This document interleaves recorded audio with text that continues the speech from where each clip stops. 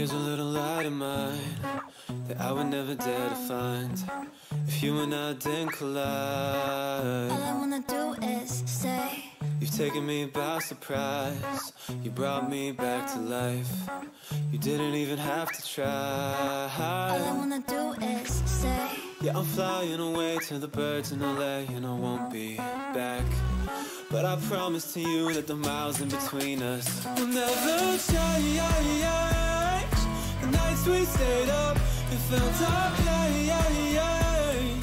Turning to love a million days wouldn't be enough, so I can't stay.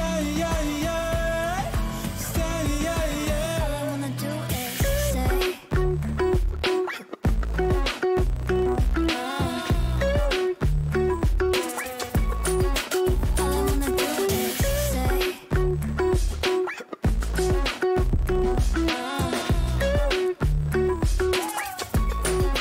all I wanna do is say Every time I say goodbye, missing you is hard to hide, but baby it's worth the price. all I wanna do is say With confidence in your eyes, you've taken off my disguise. I'll never leave that behind. all I wanna do is say yeah, I'm flying away to the birds in LA and it hurts so bad. But I promise to you that the miles in between us will never change. The nights we stayed up, it felt okay. Turning to love a million days wouldn't be enough, so I can't stay. all I wanna do is say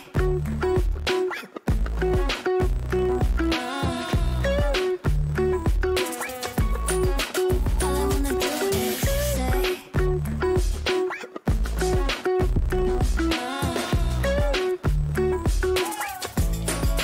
I wish that I could stay. Stop counting down the days. How bittersweet to say. I wish that I could stay. all I wanna do is say All I wanna do is stay. But nothing will ever change. The nights we stayed up, it felt our pain. Turning to love a million days wouldn't be enough, so I can't stay. all I wanna do is say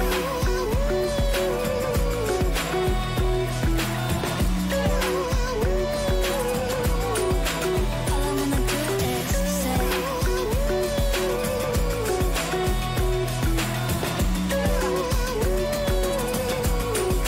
all I wanna do is say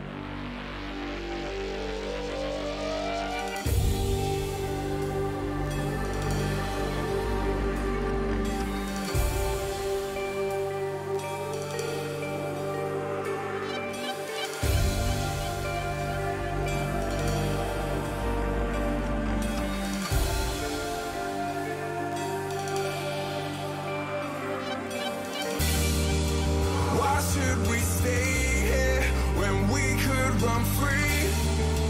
Who would we be if you weren't with me? No, I'm never going home again. We're like animals in the dark. Where we live, I make pretend. Let's get lost forever.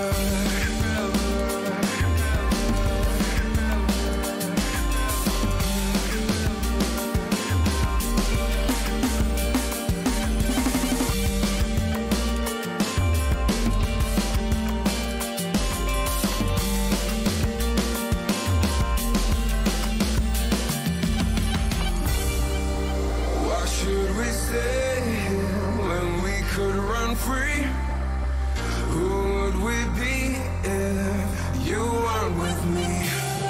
No, I'm never going home again. We're like animals in the dark. Where we live, I make pretend. We're lost forever. We're lost forever. We're lost forever.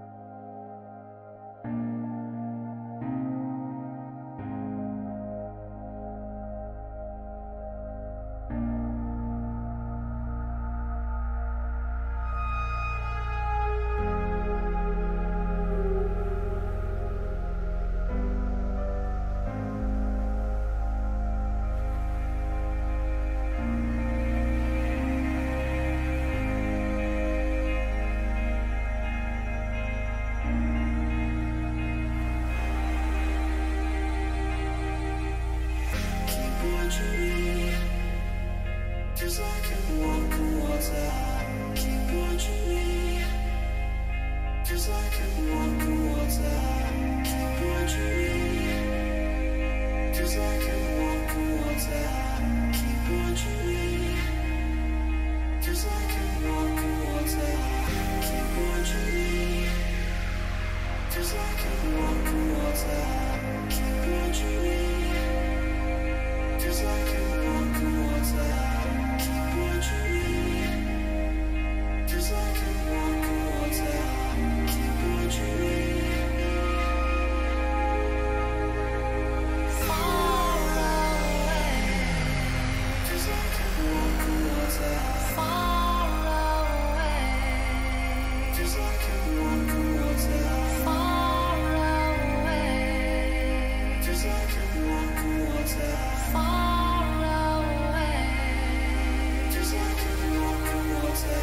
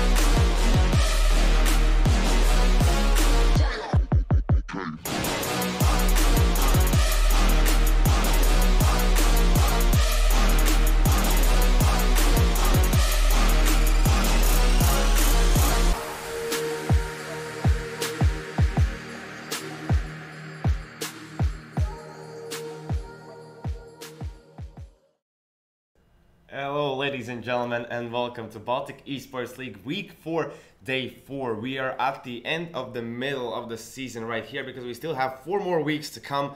Be sure to check out them as well, but for now, here we are, me, MV, and V. How are you feeling today? Amazing! Yes, Amazing. that is good to hear, that is good to hear. Are you psyched about the games? Yes, for 2 reasons. Okay. One, first of all, the first game that we're going to see is going to be Auto Clutch playing against Not Like This, Yep. and I feel like it should be a close match. Also, It should. we already know what the map is going to be. And the second one, of course, the very Yes. best opportunity of this week to flame Skin Lords if they fail playing against AYN later on. So, Okay. excited, stoked, The devil yay. decided. Super CS on our way. Yep. Just amazing times. Yes, great. Before we jump into analysis of the games, I want to quickly remind you about the giveaway that's going to happen today. Of course, as every single day, we're giving away 10 euros from Volt. Be sure to check that one out. And if you still don't know about the game, because it's pretty interesting thing. When you see the timer, when the food's about to be delivered, tap it, then the game opens up. And B, what did you do today? I actually got that record that they had. So their Volt Taps record, as it shows, is 65 taps in 5 seconds, and I managed to get that exact same score. So still working on to get better, but I'm on my way. Do you think you can even beat 65, as that was the record? You got it? Yeah. Doesn't feel like unreal to do so? No, it doesn't. Like, I feel I could do probably like 68. Okay. I don't think I could do 70. I think I could do 68. Okay, but if you get higher score than him, please be sure to message to us. It Yeah, could be pretty interesting to know. And if nobody believes me, I do have the screenshot uploaded on Twitter and also challenged him, so you'll find it. Yes, I'll try my best. I tried my luck as well, but it wasn't that good, so I still need a bit more practice. I'm gonna try to beat you. I will try to beat you, of course. As one more time, we still have the prediction game on our way. And today the score is 3-3. So only 2 games. Whoever wins the first one, then the next guy is going to be pretty... He needs to think a lot about his next prediction to get that tied game up. Because we had a tiebreaker worked out how we're going to do it. Yeah, so if it's a tie, we both suffer. Yeah, exactly. So seems absolutely fair. It could be really fun. It could be really fun. But now let's talk about the games. As we know, we're going to have Not Like This against Auto Clutch, then Skinlords against AYN. First of all, I want to quickly talk to you about Skinlords against AYN. Okay. So you've been flaming Skinlords for a real long time. You're enjoying it. They're not showing up. But do you think against a team like AYN, they need to show up with a stump, right? Yes, but it's probably the best opponent where they might fail in that sense. Okay. Those guys are, for the most part, overconfident in certain situations, and as we've already seen from Season 1, it doesn't look like that it is going to change. Yeah. So therefore, playing against a team that on paper is currently in standing sitting at the very bottom of the list is obviously going to force out definitely at least few plays that shouldn't be made, and therefore have the potential of AYN securing another victory. Yeah, as AYN now at the moment are in the 14th place. Let's check out the bottom of the standings. Quickly go through them, as we already can see. So at the bottom 4 we have a Celtic, Skinlords, Red, AYN, and Aston eSports. So you think this could potentially be AYN at least switching places with Aston eSports? Yeah. I feel like AYN definitely have a chance at this one. As I already said, it is, of course, once again going to be a bit map dependent. I hope that they don't play on Mirage, because I feel like when required, Mirage is a map where Skinlords still can gather themselves and definitely can put up a solid hold, if not a solid T-side.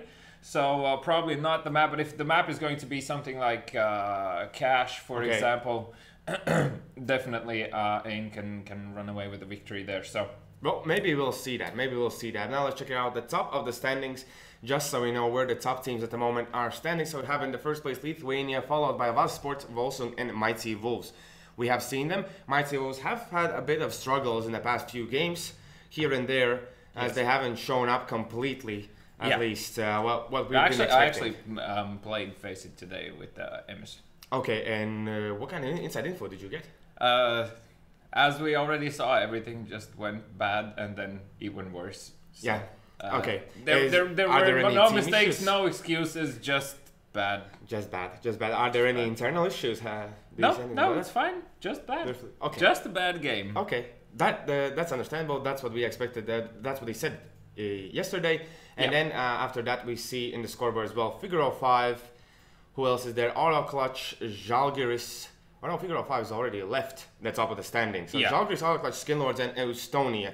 The teams, okay, with Skinlords and Estonia, already said that they don't belong kind of there. They should be a bit higher, and they finally are at the top of the standings. But can they hold it? That we'll find out that in a second here. Obviously, for Skinlords, even if they win today, they're not going to be switching places with Auto Clutch in the standings anyway. So, I mean, for them, they must secure this victory to at least make sure that they have a chance to rise in the standings the next following week. As for EU Estonia, well, I mean, it's going to be tough if they get into another overtime, because you can see essentially they most likely would be in a better position if not for those 5 overtime games. And like, that's a lot of points lost, and still after, what is that, 8 matches, 11 points only. due to those overtimes. So that is pretty sad as well. In their team, like they only have one player standing out each game. Like yesterday we saw Yori being really great. We've seen Riscarol go huge, Gaborik, but all the time it's almost like one player trying to hold the team together at that stage. So they still have some issues to work out with. But let's not talk about that. Let's talk about Auto Clutch against Not Like This. On the side of Auto Clutch, we have Steak, Doista, Fileb, Cherry, and Sikta. And for Not Like This, one more time is going to be Prakas, Dreamas, Haflex, Kalinka, and Fanet. You paused there on Kalinka. I think that pause is kind of earned. He's a really good player. Yes. He is a great addition to that team. We saw yesterday when they played against Lithuania, or maybe the day before, Kalinka did go toe-to-toe with Karkas at some stages. So having that kind of a player in your team definitely should build up the confidence that you might have. And against Autoclutch, you need the confidence. Okay, so here's the deal. The map is going to be Cash. Yep. So playing on Cash, I'm afraid that Not Like This are still haven't polished off post-roster change small nuances that you usually get with the roster change. So certain timings, how people tend to peak together and how they work together. I really don't think that's being established yet. So for a map that requires a lot of coordination because there's a lot of free space to move around and work with, I feel like that is going to be a crucial hole in the defense of Not Like This. Yeah, that could definitely happen. As we know from Autoclutch side, there are some players that tend to blow up, be quite aggressive, and as well they have a real great top player, Steak, who I think on Cash has to shine. On Cash, because there's so many open places, and as well, and it's all about the movement. And I really hope that Steak is going to be able to show us what he can do. And who are you going to call out from Not Like This to show up? Well, Haflex actually has been showing up for the past few games, so I think he's definitely going to be a factor here. And one more time, being a player that feels pretty much free doing anything, being on a map that requires to be able to do anything at certain situations, I feel like, Haflex definitely should be a guy we should watch out for here. Okay, and on Cash, we already know that it's kind of a CD-sided map, but Gekons always like to say that if you play it correctly, it's a T-sided map. Yes. Do you agree with that? I absolutely agree with that. One more time. Of course, not a lot of teams still on Cash utilize the full potential of middle, so being on the terrorist side. So one more time, I would like to see proper mid control coming out from the terrorists, and I would say as early on as possible. Because the longer they are going to hold middle from their side and not allow these CTs to peek in, the more utility the counter-terrorists are going to have to use on either sides to gain information. And as long as you can withstand that, then afterwards you can just execute onto the site and win off of that. But here in Season 2, most of the times we see CTs dominating that middle, as they have a player pushing up in front, they have a player in white box, so usually like even 3 players, if it's needed, are posted there. So I'm really curious to see if it's going to be one more time CT dominated mid, and if potentially some of the teams, Not Like This or Autoclutch, can really be dominant on the T side, what's going to be the the anti-strat that they're going to pull out. So what would be your tip how to retake middle when terrorists have taken it?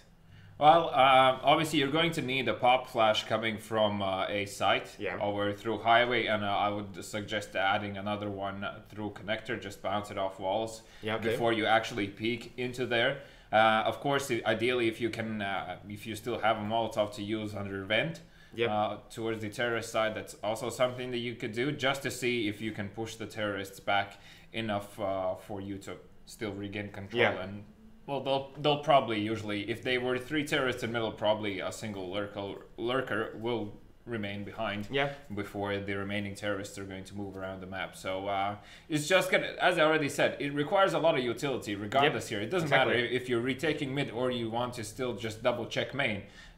You're going to use a flashbang towards main to pop flash for your teammate. He's going to see what happens, and then afterwards, when there's nothing there, he's going to use his utility towards the deeper end of the main. But having the terrorists already posted up in middle means that still you're defenseless against push from there. So it just takes a few Molotovs to flush you out. So that's why middle is, I think, a very crucial factor on Cash. And quite oftentimes at this level seems that not a lot of teams are taking that into account. Yeah, as well. And what do you think about alerts that might happen? Do you think CTs have to be aggressive around this map?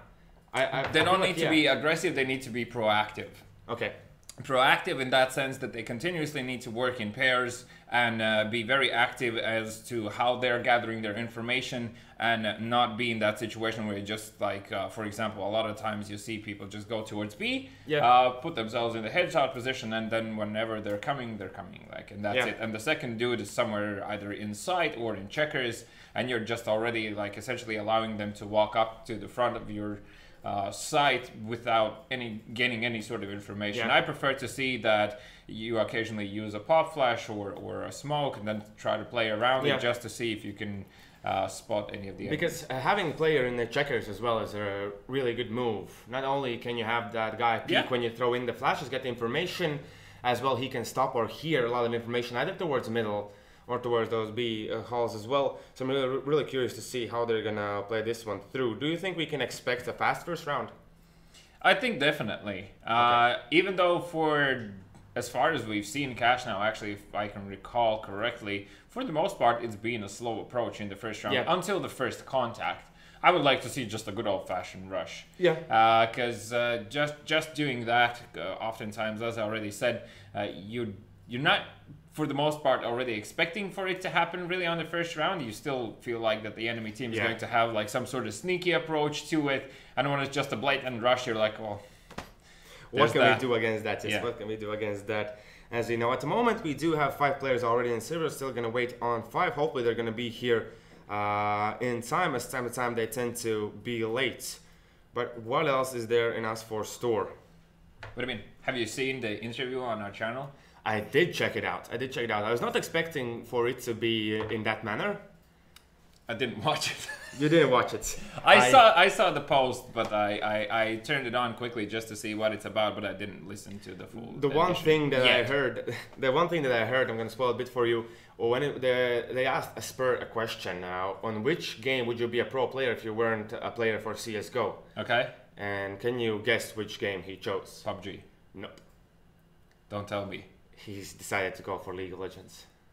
Oh, okay. You thought the other alternative to PUBG. I thought it was Fortnite for a second. No. He wanted to be a pro player for the side of... Thank God.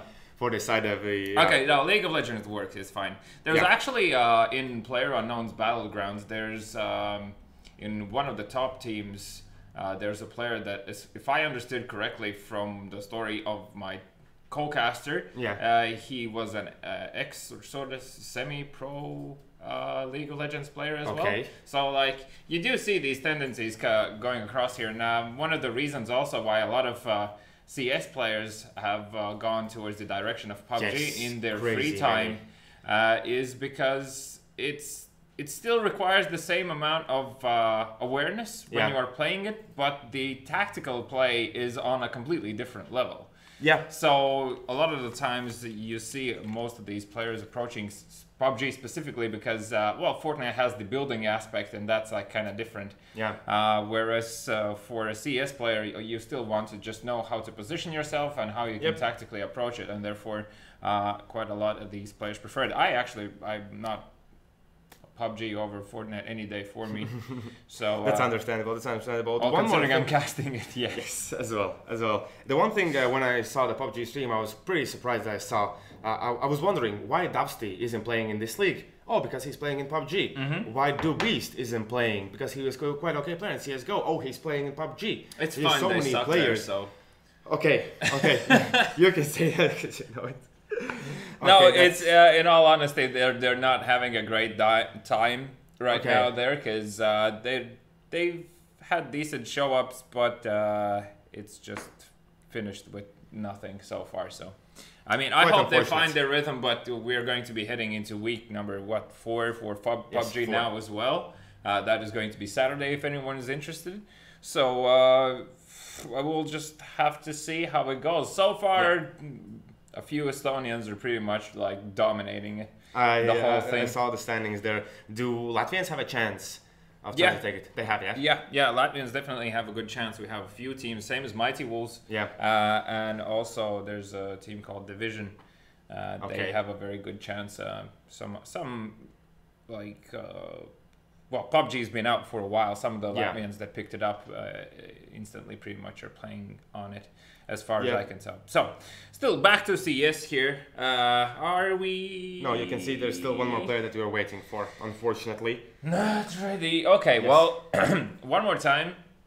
Anyone wants to get free food, I strongly suggest you type in #Vault in the chat now. Do it. Because if I'm not mistaken, we're going to be playing out this giveaway sometime very soon. Yeah, so that can happen. #Vault in the chat. Make sure that you are subscribed to the channel, and if you win, you just need to message us on BSL at BSL.pro.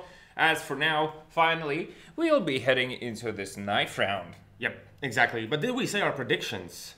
Actually, no. Yeah, so I wrote down that AutoClutch is going to take this with 16-8. And I said 16-9 in favor of AutoClutch, so I'm also going the way of Estonians. I feel like they do have kind of the better chance, especially in this kind of map where it's pretty aim-based, as some would say. As now you can see the knife round, no one dies at the end there for the side of Not Like This. So very good approach. They did have a guy backstabbing them. Maybe that was practiced. It felt like it was practiced, that knife round.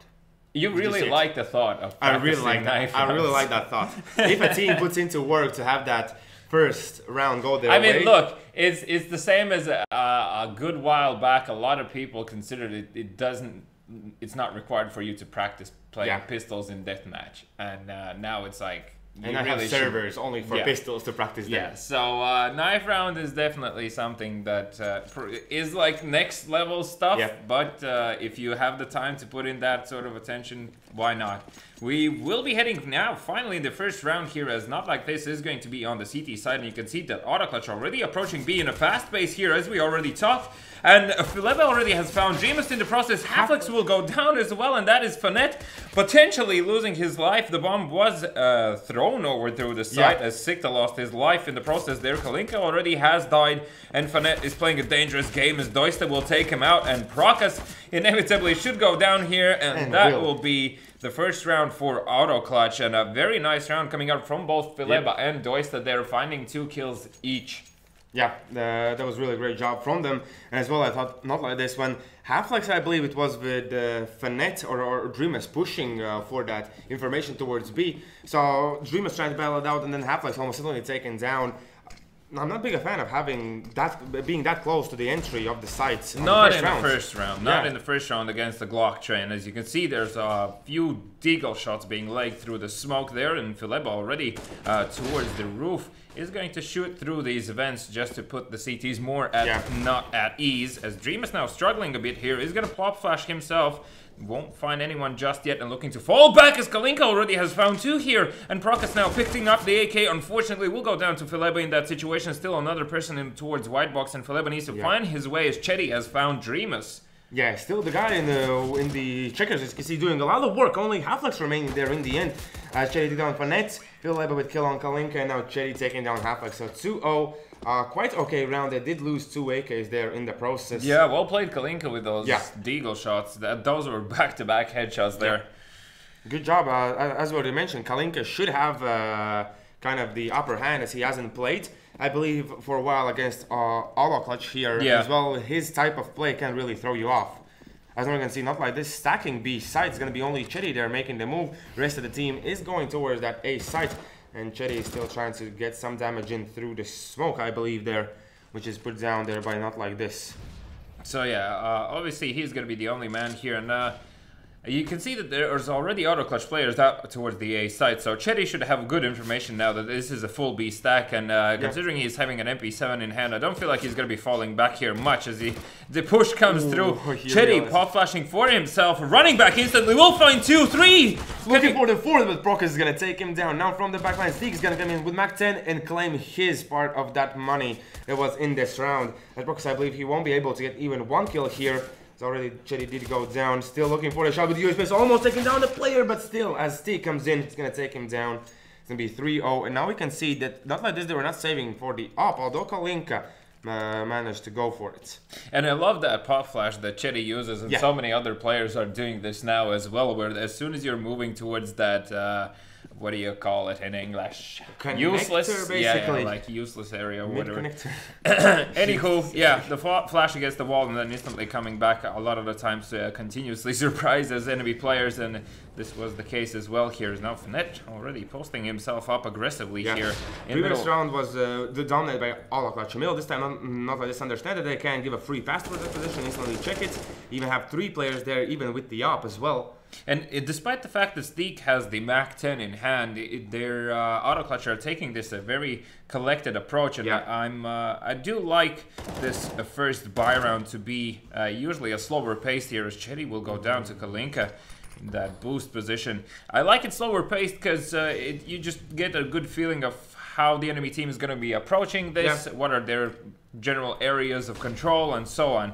As now Procus, speaking of control, looking to find any towards that A main. Kalinka finding Steak there through the smoke. Procus jumping onto the red box. Will find one, but will go down in the process. Now Doist and Philippa remaining here. Doista finds his second. And can he find more as Philippa finds Fnatt? Yes, exactly. It's going to be 2-on-2. One player in the car. Oh my god, this is happening. Kalinka. Only Hafa's remaining there. He's looking for the headshot. Doista realizes he has to be pretty careful as he is 16 HP and his teammate is still not there. Hafa is going to slow things down. He does not have the defuse kit. So has to win these one-on-one duels. He's going to take down Doista. Only Philippa remaining, but that's a headshot from him. Oh, that was juicy. Yeah, that was way too close for comfort. For not like this, Doista almost single-handedly opened up the sights. And this is great information for auto clutch. As I already said, having this slow and collected approach, of course, after the awesome play of Doist in that situation there, they gained so much information and gained the round on top of it, forcing one more time, not like this on pistols here, as already Sikta will find Kalinka towards that white box, but does he suspect another one, as Fnatt will come out on top here. The execute towards A is already sort of happening, but the bomb is still far away, so this is so far, for all intents and purposes, just a distraction. The Eagles are making it work, as it's going to be Fnatt finding one, Doista almost finding Fnatt in the side, but does he know that there are 2 players in it, as his teammates are still yet to rotate some of the position. This is a pretty good position for Doista, as Dreamers has taken down one of the players. Now they have to come, as Doista will find Fnatt. In the side there is still Procus, so this is pretty already interesting. I believe he has no idea. He's reloading and he's going to go down. Procus looking to get that AK, but he does not get the timing right. Zeke's going to take him down, and now 1v1. Dreamers has only a deagle in his hands. It doesn't even have the armor. As Zeke with the op, it could be in a world of trouble here if he's not careful enough. He's actually not going to pick up the AK. He's going to go for the zoom. Will not find the initial kill there. Now Dreamus almost he had the opportunity, but Zeke just too quick. Yeah, at that stage, most definitely is Zeke as well. The confidence to face that player there. Usually when you have like a deagle peeking you don't jump up on that forklift, because you're basically then giving your head away instantly, which is kind of weird. I feel like we should have like an emoticon in chat with not like this is logo added. Yeah, it should be. It should be, because sometimes they just are way too much embracing the memes here. Dreamers was trying to force his luck with the op towards the B main. As you can see, the players are already pushing. Half-Life's inside. This was one of the players. Did tag Philippa down, but you can see Sikta just kills him off. The rest of the players are trying to move in. Kalinka did find one, but as you can see, bomb is going to be planted down. But moving from the checkers, they're going to find Chetty as well. As Stig did give an answer there at one point. Kalinka still no luck there through the smoke. As Procus in a world of trouble, facing 2 players at a time. As Doist is going to run him down, and now Kalinka at this stage just saved the weapon. Yeah, obviously you do not go for this retake, and this, of course, on top of the things, and not having a defuse kit doesn't help in this situation. Kalinka does manage to find Steak there. Good job. Can you find more, as the remaining terrorist players are not going to peek here and are just going to fall back and save their weaponry. So, a 6th round coming out from Auto Clutch, still a round to be picked up for not like this. And as you can see, pretty much just Kalinka and Fnatt are killing people. The remainder of their team is yet to show up here. And we can see here how many players have been left alive. The past few rounds for Auto Clutch have been pretty tough. Yeah, they definitely have been closer than the first 2 ones here, but I don't feel like this trend is going to stop anytime soon. It doesn't look like not like this are switching it up in any way. Yeah. So they're more reliant on their individual skill right now, rather than trying to some sort of a gathered approach. Although now they have 3 players towards the A side, but right as I say that, Proc is gonna leave it. Why would you go that far with the CZ? I thought he's gonna still stay and look forward towards that A main, as Klink has already found some damage in. Now I believe, yes, it's going to be Prokas peeking into middle. I believe he did not spot Sikta, and Spokta did hear the guy. Already quite information gathered for all of us. The rotation towards the A side has already begun. Oh my god, and this could go horribly wrong here as Prokas jumps down on top of the exchange. But he still gets the kill. But he still gets killed. He's gonna get AK in his hands. 3v3 situation here now as the players are moving inside. Prokas realizes quickly that he has to be pretty careful about this. The bomb is going to be planted. He's still gonna find a kill against Doista. Only Philip and Steak remain. As you can see, one in the side with the AWP. Not the best weapon to have in close range as Philip is waiting in the squeaky position there. Even pushing himself out as Prokas is going to come through with the AK, is going to get the kill. Steak now playing around that smoke zone, look for the kill, is going to find Kalinka, but instantly Prokas there with the answer. 4 kills for him. They don't have the defuse kit, but they do have the time to defuse the bomb. So the first round going the way of Not Like This, finally. Yeah, this is a weird one. Like, yeah. Prokas coming out on top in that fight where he exchanged places with the enemy player, and it just started falling apart from there. Individually. Also, the fact that he managed to find a kill towards quad, that's like unforgivable. I feel like. In that way, most definitely, the guy was a bit too impatient. Can't recall who was it. I believe that was Philip. But they're peeking out, being a bit of nuisance, but still it did go down. But now let's see Steak pushing towards middle. Will he find his timing? As he did tag him. He did tag him, so that's already pretty good news for the side of Lattelecom.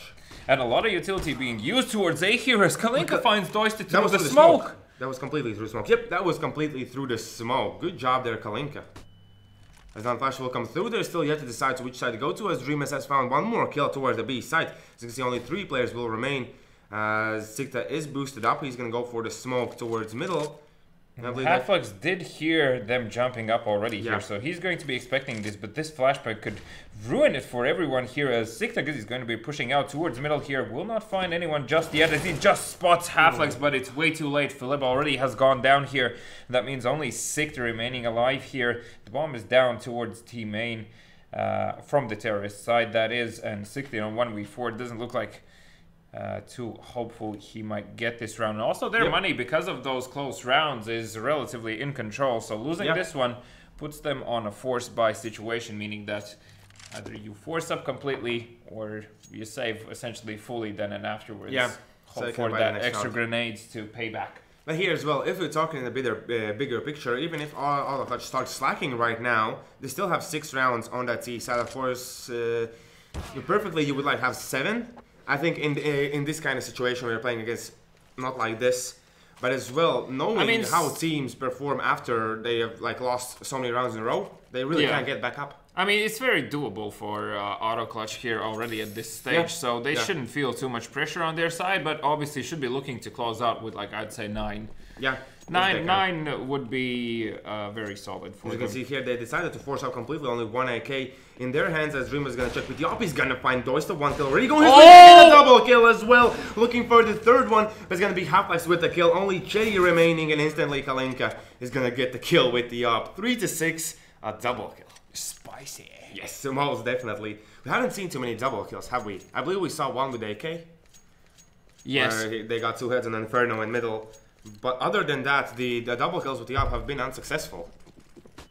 Yeah, so not much double kill success there for anyone else, so congratulations with what I could say. For AVP, I think definitely the first double kill here in second season. Yeah, it should be. And speaking of AVPs, Kalinka already has found Phileba here, so it looks like this double AVP setup is not something Lattelecom can work with, and as I say that Cherry does find Halflex in that situation, Kalinka of course retaliating one more time with the AVP in hand, and I believe he has also managed to dink or leg shot Steak there as he is sitting on 15 HP. Oh, Finet comes into middle, is going to find a kill. As you can see, Finet came in from the A site, as they do have a player boosted up, as we can see right here.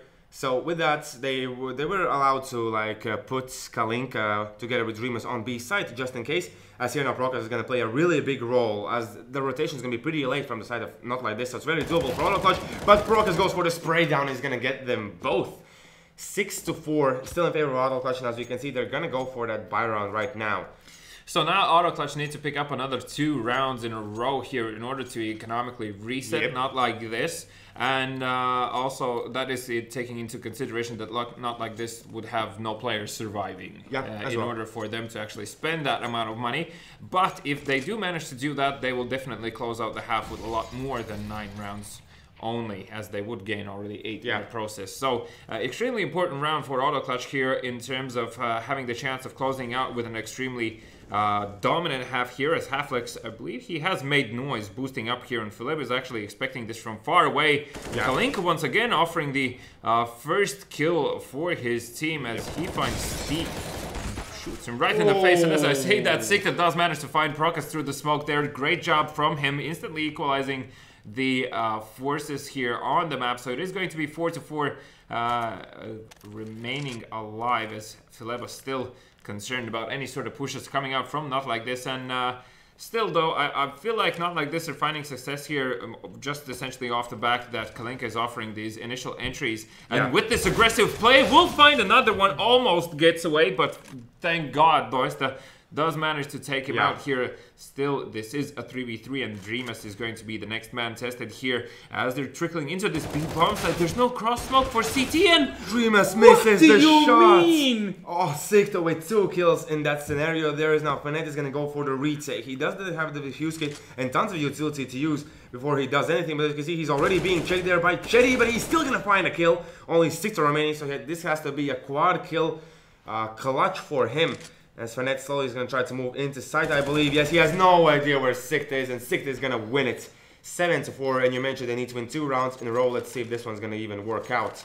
Although seeing their money, they're still going to have money next round. Yeah, I mean, okay, so... you can see, yes, when they win rounds, Not Like This, they really win rounds. Yeah. Pretty tough. So, they do actually need another 2. Okay, well that puts extra pressure on Auto Clutch, of course, to go for that. Still another double AVP setup with like 2 ops. I'm not really a huge fan. Finally, Auto Clutch realized how well Not Like This are trying to control the map. As you saw before, there was a player pushed into A main. There was a player close to middle. B was kind of covered as well.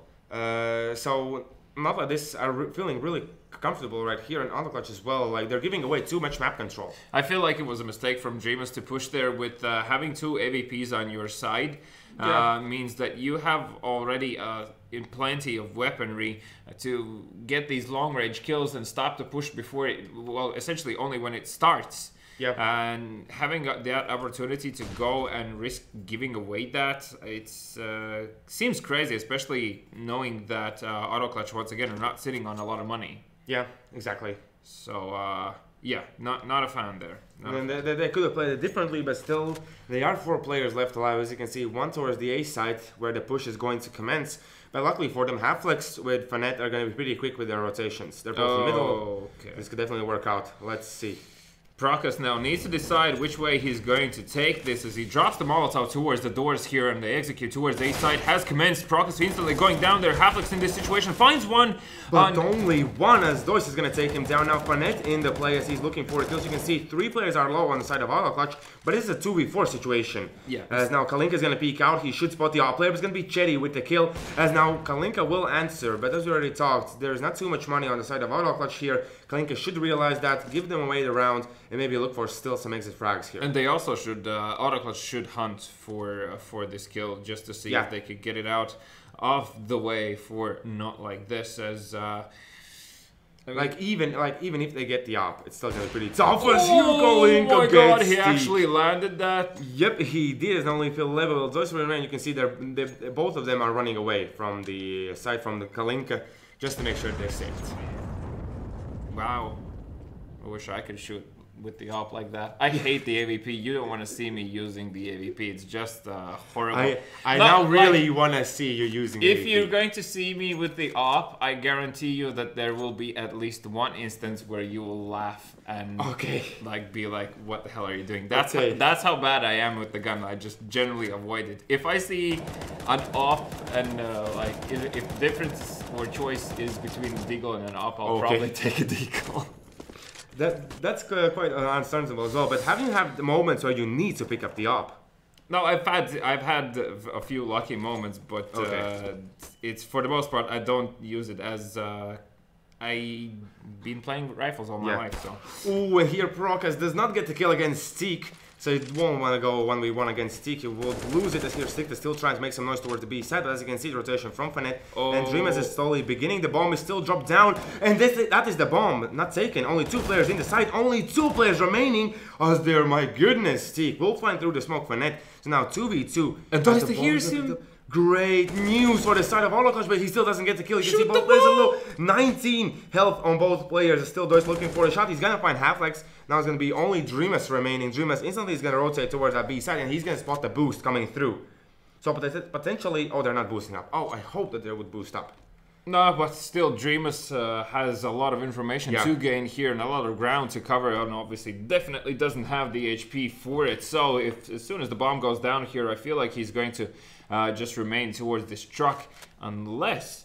Oh, okay, so he's actually going to go for this one. He does manage to spot one, gets the kill, and... He's looking for the second, but Doista is gonna get the better of him. Already thought that... Yeah, getting that first one, I was like, oh, well, this is how it's gonna go. So, AutoClutch have managed to secure 9 rounds for themselves, and I believe it's only Kalinka on this side of Not Like This that's, definitely has shown up for the game here. Halflex, so far quiet. Yeah, definitely. Maybe the T side is going to be a bit different. Hopefully, Not Like This take the page out of an AutoClutch book, as Halflex already has found Phileba. As you speak, he's going to get the kill. Now, Doist moving in, he's going to lose his life to Kalinka. Kalinka switching out positions. Perfect movement, as he's going to find Sikta as well. He's now going to look for more, but as you can see, Terra is kind of realizing that they're in a really bad situation. As Fnatt from the backline is going to now look for the kill. And that was only DR basically doing the work on the side of Not Like This, as they were on an eco basically at this round. Yeah, and now Fnatt finding one, gets the second one as well, as they line up, and Not Like This is securing the pistol round, apart from Kalinka, of course, having that AWP in hand, because he had a lot more money than But what was that from Fnatt? How can you really surprise enemy players with P250 like that? Well, he didn't surprise them, like they were just pushing him together, and P250 being a rifle that generally shoots in the same area, almost in the same area, let's just say, is an excellent weapon to use when the enemy players are pushing you and are being extremely mobile. So, wow. Rokas, interesting choice, as I believe Doista did spawn him, or was that just lucky guess? As those happen from time to time. And here Kalinka, he has a pretty great opportunity to find the players in A main, but he's more so is going to focus on the other positions now. Are they going to run boost him? Run boost him over? Oh, they were peeking. Did Kalinka spot the enemy player there? I'm not quite sure. I don't think so. See, with this slow approach, of course, they are forcing out utility from Not Like This, but as well AutoClutch, they have to be pretty careful. It looks like Not Like This, by every moment they're getting more ready, and ready as Steak through the smoke, like the 3rd kill he has found through the smoke in this game already. Why not? As now the flash will come through, Steak is going to go down to Fnatt. And I believe, yes, you can see, Not Like This, they all have rotated towards the A side. They don't even have the information about the bomb. There are 2 players on highway, where I believe they're really risking it at this stage. As now Sikta, I believe he did spot Dreamus there, but Dreamus with the AK is going to look for the kill. And can Sikta get it? He can't. But you can see both players from the side of AutoClutch will move towards the B side. Still one in the A side who's still trying to make a move on Fnatt, but it's not going to be successful. The Chetty is going to wait now from the B side, as the bomb will be planted. Doist almost burning down 9 HP. He manages to get away at least. Now he's going to be peeked out. Dreamus had to kill Chetty with the answer. So now 1v2, Chetty against Not Like This. Oh my god, that scout was so close there to hitting. As now Chetty expecting a player coming in from wins. Little does he know that both of these players have defused kids. The bomb already is being defused, and Fnatt is covering, is saying that go for a full defuse. As Not Like This will secure their 6th round in this first half. So definitely AutoClutcher, as I already said, are going to be happy with having those 9 rounds. Definitely shouldn't feel pressured in any way. As I already said, from like 6 rounds and above, you're sort of fine here on cash, as long as you know that you are going to keep your composure on the CT side. So even now, AutoClutch, even if they lose the first round, worst case scenario, it's going to be an even game. But obviously the pressure is on for Not Like This, and the question is, how long can Kalinka continue to carry his team? Yeah, because I'm really curious to see his T side up. I think it could be really great. But here I love this. What AutoClutch are doing is they're going to push the A main. They're going to move out. 2 players will be sorted from the back line. Chetty is going to find one. Looking for the next one as well, as Doista did find Kalinka, and they're just cleaning the house. Not Like This can't even move away from basically their spawn at this stage. Not Like This. Not Like This. No. I feel like they have cursed themselves with that name. Yeah, right? I genuinely cursed themselves with that name, as Sikta will find Halflex here, and that is going to be the first round for Auto Clutch. And I mean, even the plays that are used against this team, if I start to think about it, there are plenty of absurd rounds played specifically against this team, and not only like here throughout this second season. It's just like an inside joke as well, like between players, between teams. They kind of like, no. Oh, everyone's just like, yeah, wouldn't it be funny if we do this against this team and then they lose and they're like, oh, not like this? Yeah. Oh, Steak, not like this. And that's Kalinka also going down there. So, Kalinka, man, jump off that not like this train while you can. Yeah, that is pretty crazy stuff there coming out from Auto Clutch player. Is at the moment, you see, not like this, they're not even gathering any information. They're waiting for the pushes.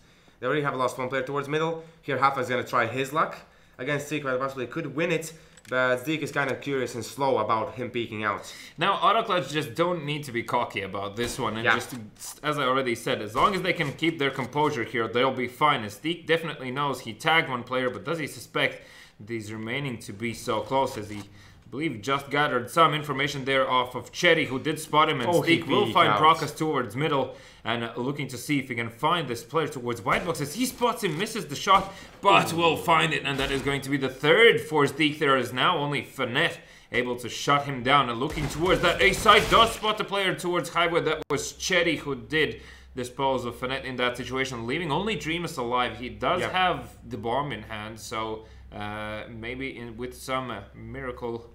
Does he spot Doista peeking out? Because you could probably spot Famous there if you're careful enough. He's not going to go through, but Doista if you're careful enough. Yeah, Dreamus was not careful enough. So 6-11, more so looking like this game will go Auto Clutch pretty easy. If not like this does not bring out anything from their bag, as now it's going to be full eco. So the Byron and the Kalinka definitely safe for the op, but as you can see, that's not going to be the case. Yeah. Quite unfortunate.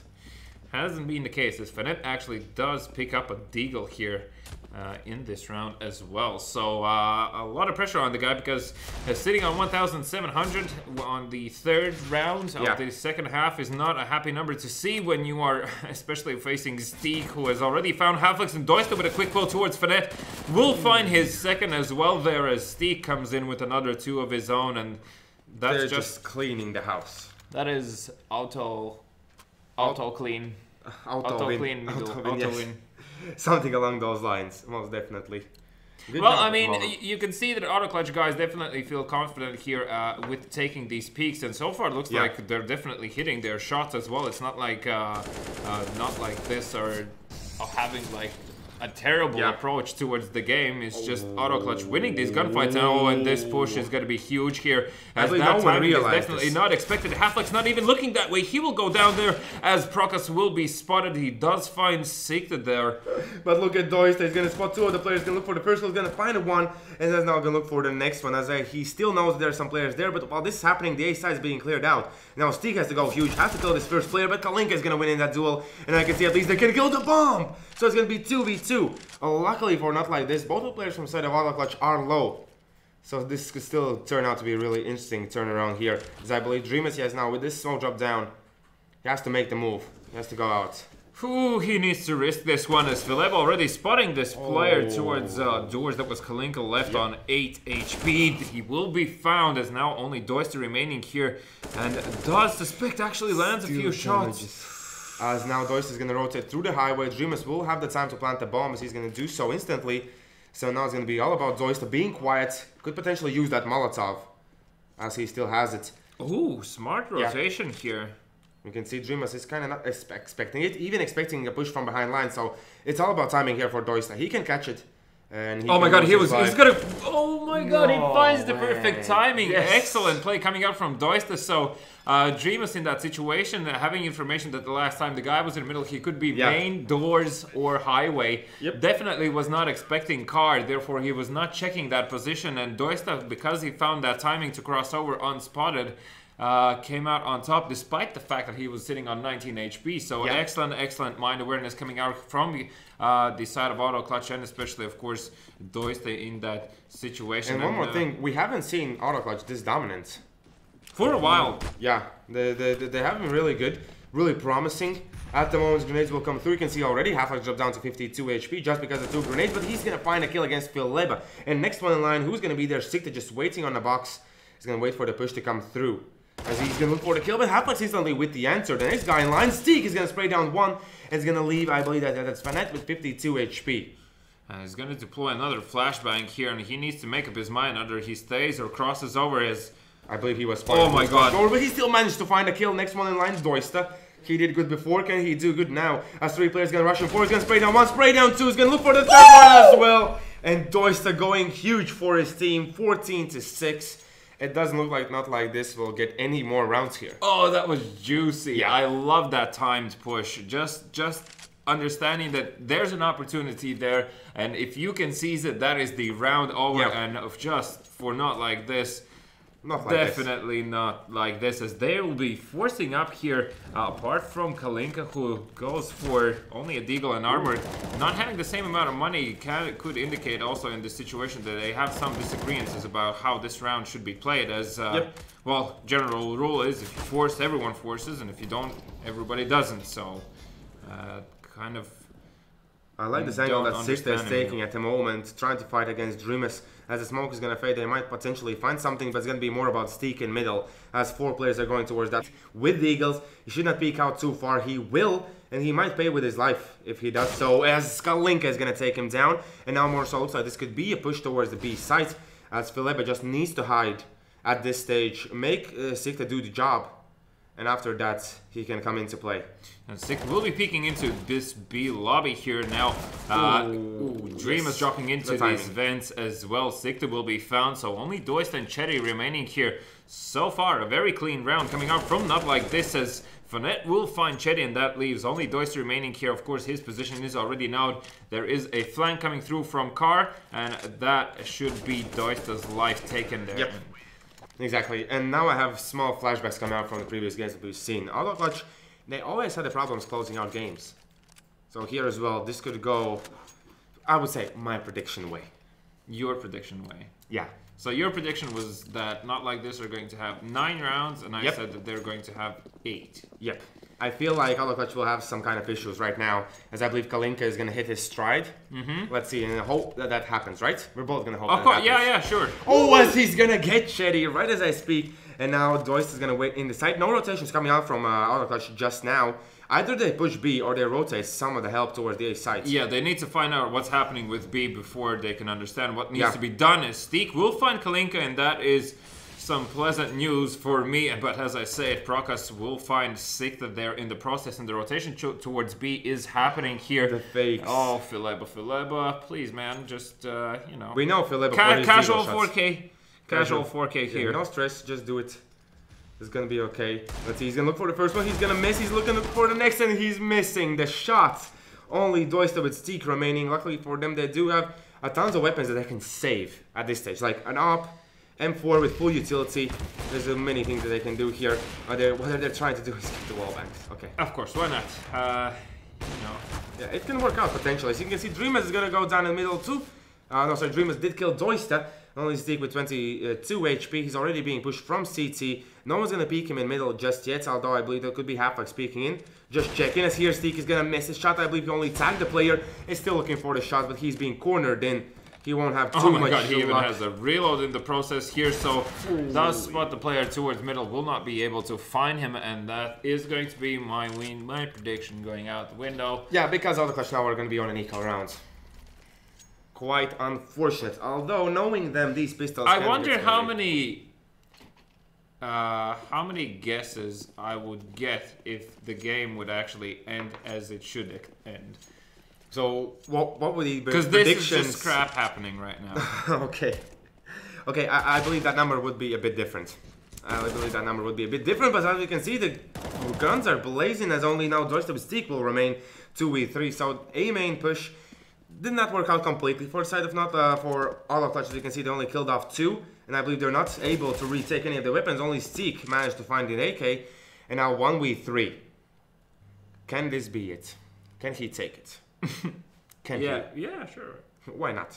I mean, Where is no Halflex armor, no defuse kit, 1 AK and 67 HP. Why not? As Halflex is already peeking him, and that is going to be your aim out the window as the whatchamacallit settles in. What did you say? The thing, the recoil, no. Knockback, no. Aim punch, there we go. Punch.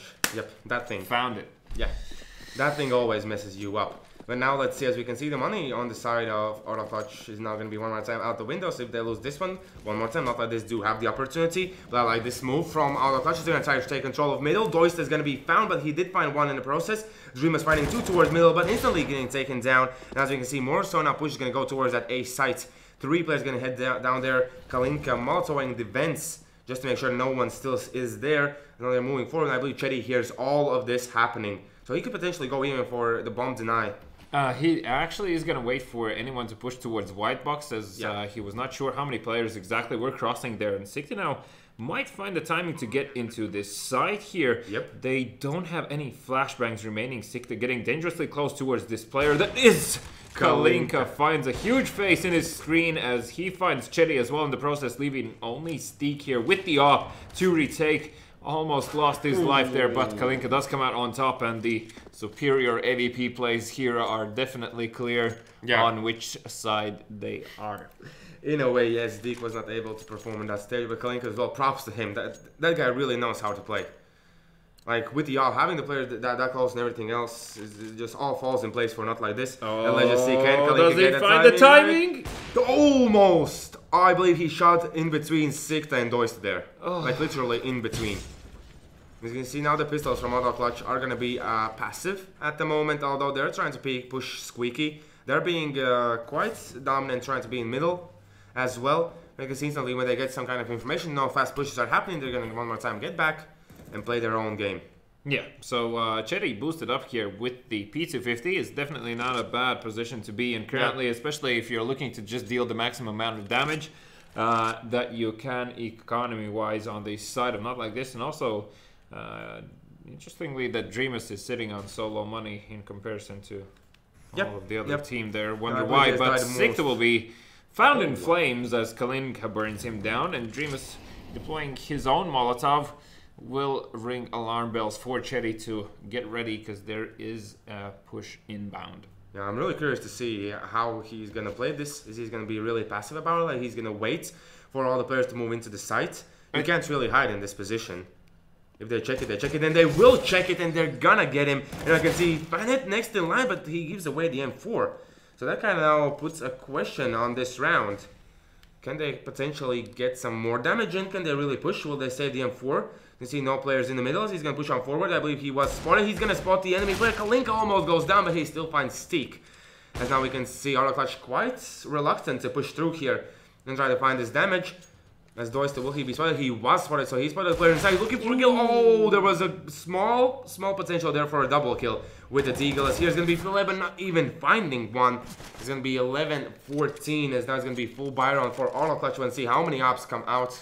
Because as we know, if nothing's working, just get all three if you can. There's definitely already 2 on the side of Auto Clutch here. Actually, interestingly enough, no tactical pause coming out today here, as Kalinka will go for his second attempt. Will not find anyone there, as there are plenty of utility used towards B here. And I believe, Dreamus spotted the enemy player a bit too late there. That was Sikta, who's going to be pushed out of position with this Molotov here. Is asking for flashes from his teammate to push here, but once again, the second Molotov will push him out of position, and Dreamus advancing forward here might actually find him.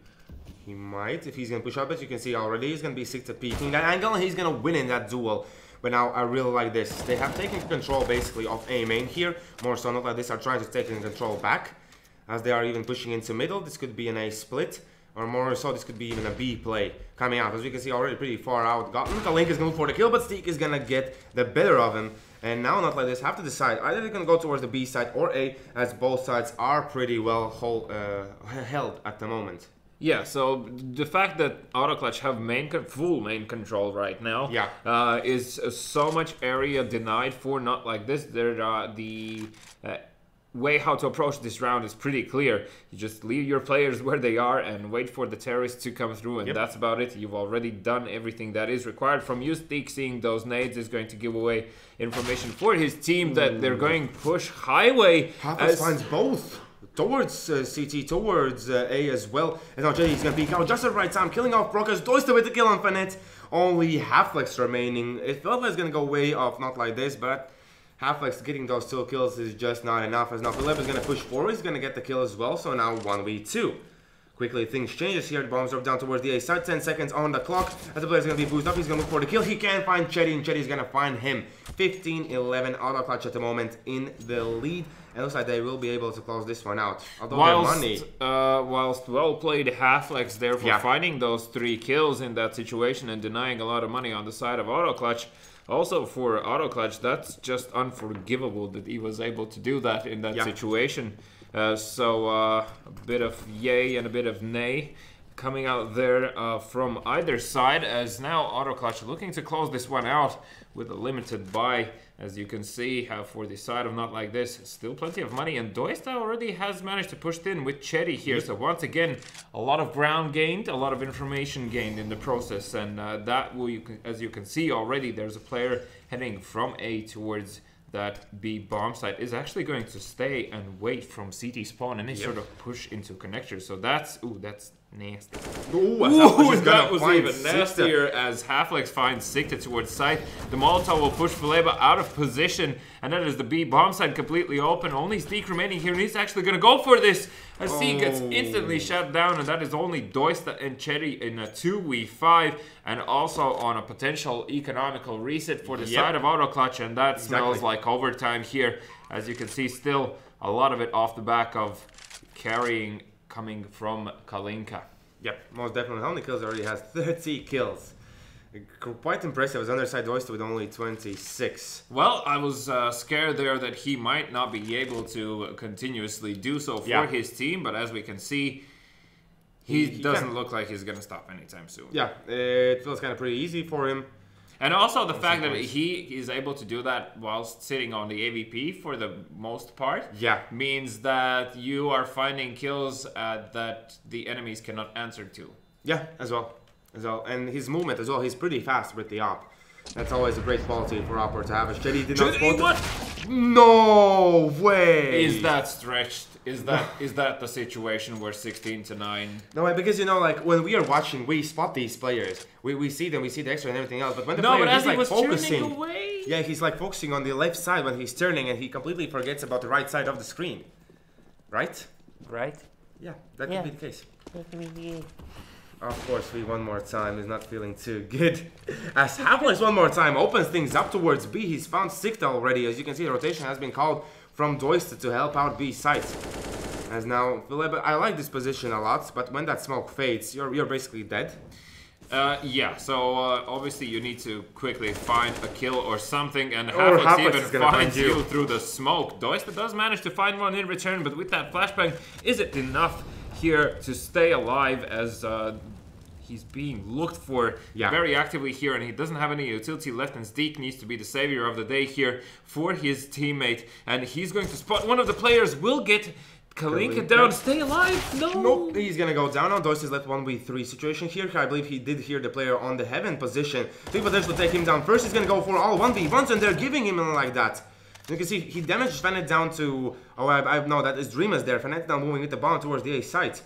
So now Doista here with 6 HP should not survive in theory, although we never know, as Dreamers is gonna find a kill there in the end. So it's gonna be 13-15. Is this a wire round for auto clutch? They don't have too much money, but at this stage, go for it.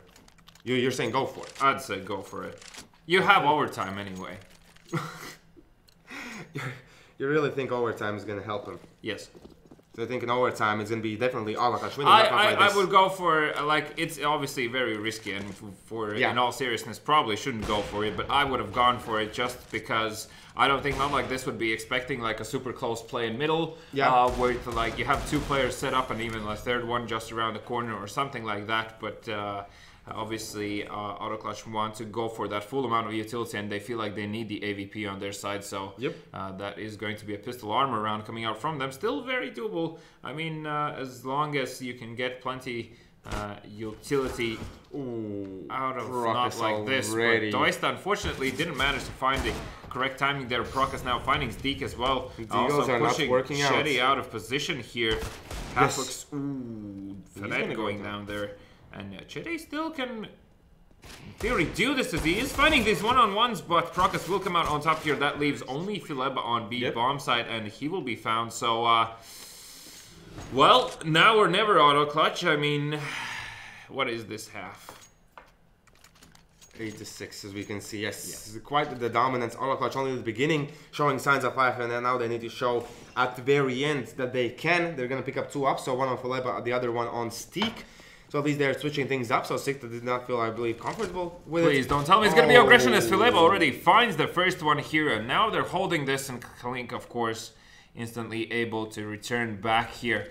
Does he go for this second kill? He's definitely feeling it, so Phileb will need to be extremely accurate here, as he will be pushed out of position with that Molotov. Will deploy another smoke in the process there.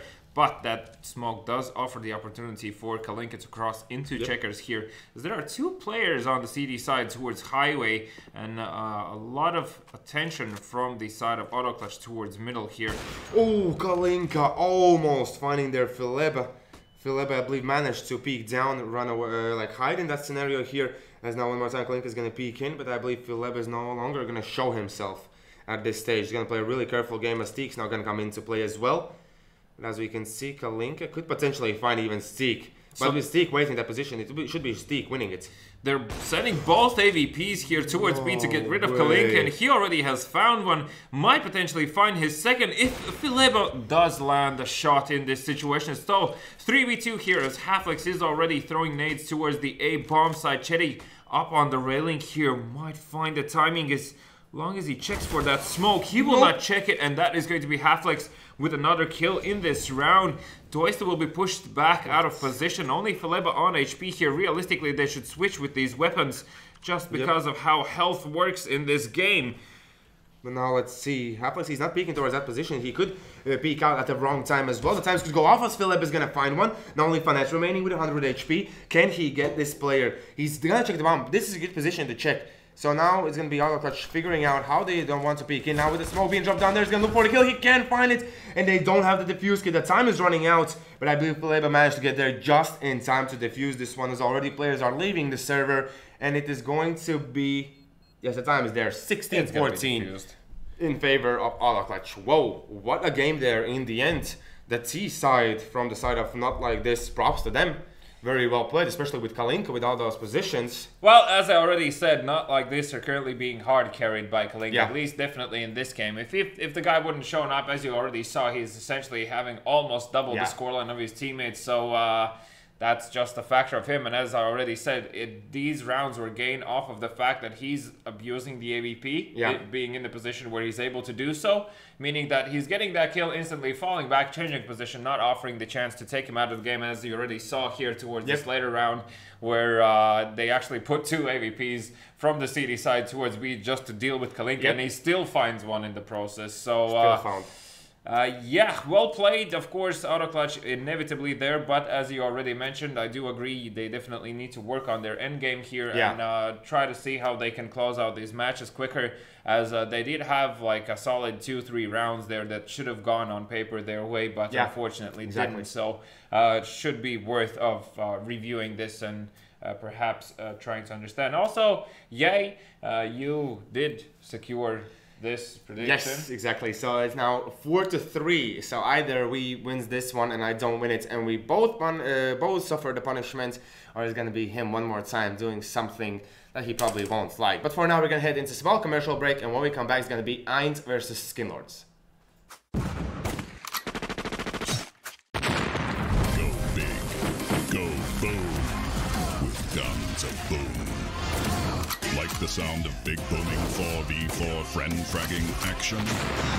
We'll fix you up. Go big, go boom with Guns of Boom.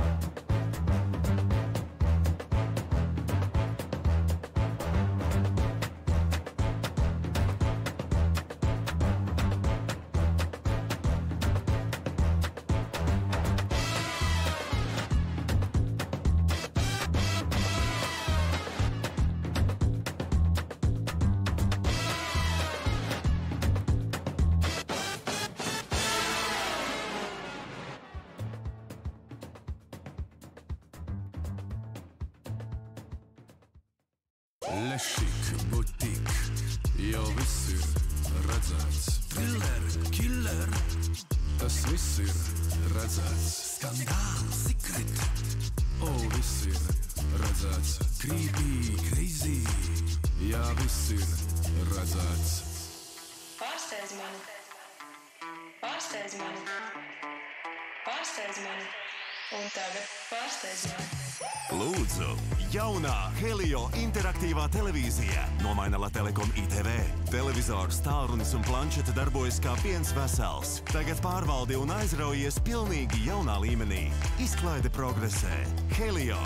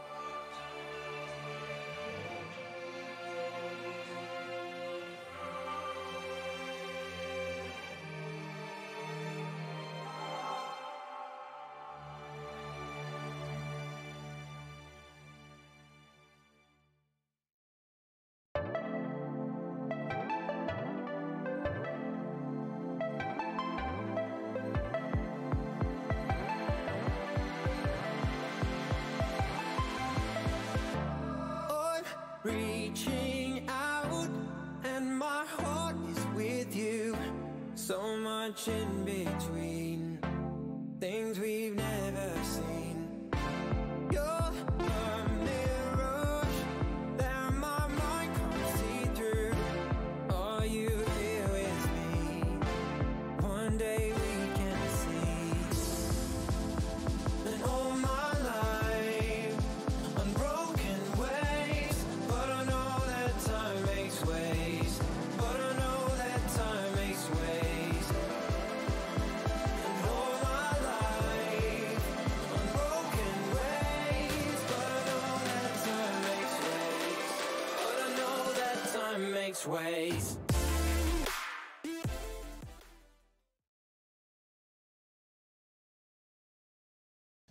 Welcome back one more time. We brings out the knife that he can play with, It stab himself. Puts me at ease. It puts you at ease. Stabbing yourself puts you at ease. Yes. Okay, that's good to hear. And now the match that you were waiting for a long time, right? Skillords against AYN. Yeah. Let's check out who's gonna play for which team. So on the side of Skillords, we do have Rav, Releden, Udris, Captain, and Flushed. And for AYN, we're going to see Tulip, Kritu, Fields, Switcher, and ZFX. It feels like from time to time more players are standing out from the side of AYN. Tulip has been really great. Switcher hasn't been too bad when he showed up for the side of AYN. Looks like they're going to actually have a stand in here. I see a BESL on the server. One more time. Yeah, this is the second time we see a BESL. Last time he was not performing. Yeah. So I'm not quite sure on which player is he replacing. And if you recall me saying that as long as it's not Mirage, AYN should be able to run away with this. Well, now this does look like that Skinlords should, in theory, be able to pick it up off the fact that they like to play Mirage. That's a map they feel confident in. Yeah. And the only reason why they should lose here, as they already previously mentioned, is their mental game. Yeah, which from time to time has let them down. We remember, I believe that was the first game where some of the issues came to. I don't think we can still comment. We cannot comment, but there were some issues there. But for AYN, it's always been quite okay, although they're not closing out the games. They've been playing against. Yeah. They've even played against Team Red Eye, where we gave the upper hand towards the AYN side, and still there was no good result. Yeah, so for AYN, I don't feel like they have found the pace that they're comfortable with. That's so far what it seems to be the issue on their side. They definitely have players that can individually shine, so that shouldn't be a problem. Exactly. But apparently something else is. And I feel like one of the things they should try is just playing a lot faster.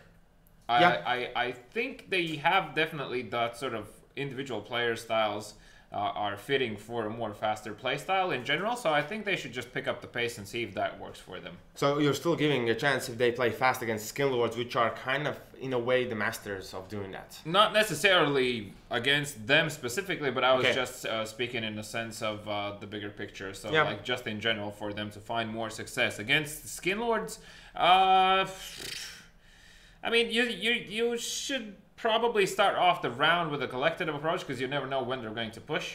Yeah. And then afterwards, once you've gotten to like 50 seconds, you can start thinking about approaching a site.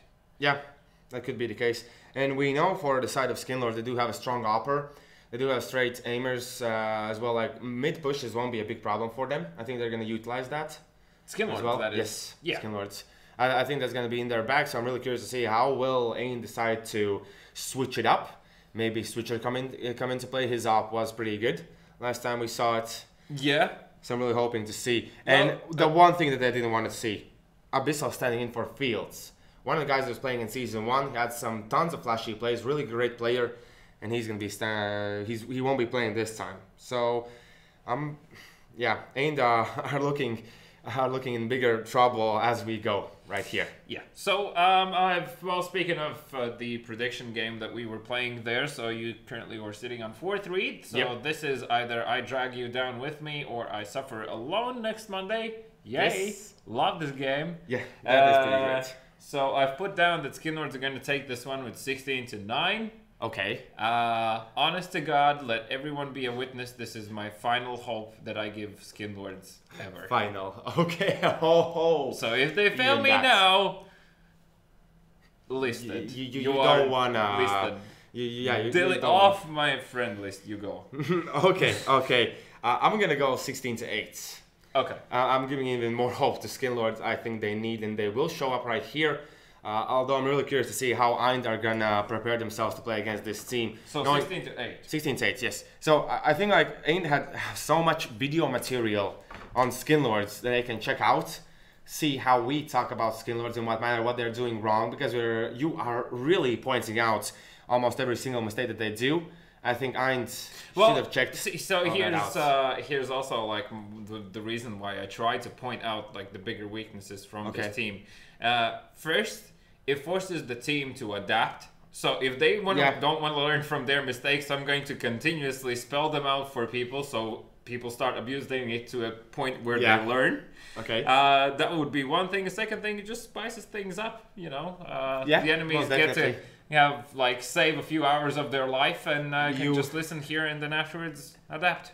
You like in week 2 or week 3, you said that some of the Skinlords players contacted you and said that they're gonna play better. Yes. Have you now contacted them? Have you had any kind of contact? What have they said? I had a word with Raw the other day there. I think it was not yesterday or the day before, I think. Yeah, okay.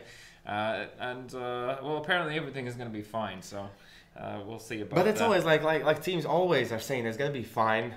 It's going to work out. He's not giving you any kind of specifics, right? Of course, because I know it's not going to be fine. And he knows it's not going to be fine. And we all know it's not going to be fine. But we're going to pretend that it is going to be fine for the sake of entertainment here. Of course. And see if that is going to be the case. I mean, realistically, though, in all seriousness, Skinlords must definitely have take this victory in regulation time here. And also gain as many rounds as they can in the process. Otherwise, they're... Because now, their best opportunity from 7th place is to jump up to, I believe it is 6th. Is win every single game. Yeah, as well. Like if they win this one, they climb from 7th to 6th, if I'm not mistaken. Yeah. And Ala Clutch, I believe, now are standing in 4th. Oh no, in the 5th place. So they can climb 2 places and get joggers below them. So as well, a lot is on the line. They can really potentially do a lot here. As Ala Clutch already are in the 4th place. Yeah. So Mighty Wolves are even in the 5th place. Oh. So even if Skinlords win, yes, they can only climb to the 6th place, putting out joggers. If the round difference is there. Yeah, so well, Skinlords round difference it's none. It's none. It's -1. It's -1. Why? So they still owe a round to BSL here. So we're just waiting for the final player to jump in on the side of Skinlords here. So also, I really hope that Abyssal will be able to perform. I think it was just a fluke that first stand-in game that a lot of people being in the stand-in position quite often have is just the fact that there's a lot of pressure riding on you. Exactly. Obviously, you need to perform.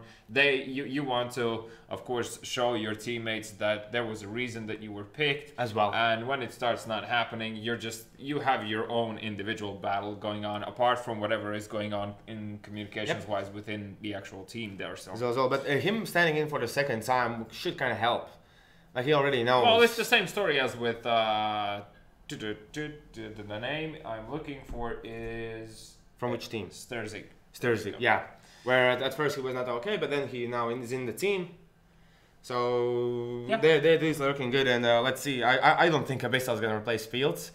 I feel like they're kind of relying on Fields being there. Yeah, but you often actually do see teams that have a stable 6th player that plays with the team together and is well informed, and I feel like Abyssal might be in that position where he could help out AYN on a regular basis if they continuously need extra time. So I mean, in terms of how AYN should approach this terrorist side.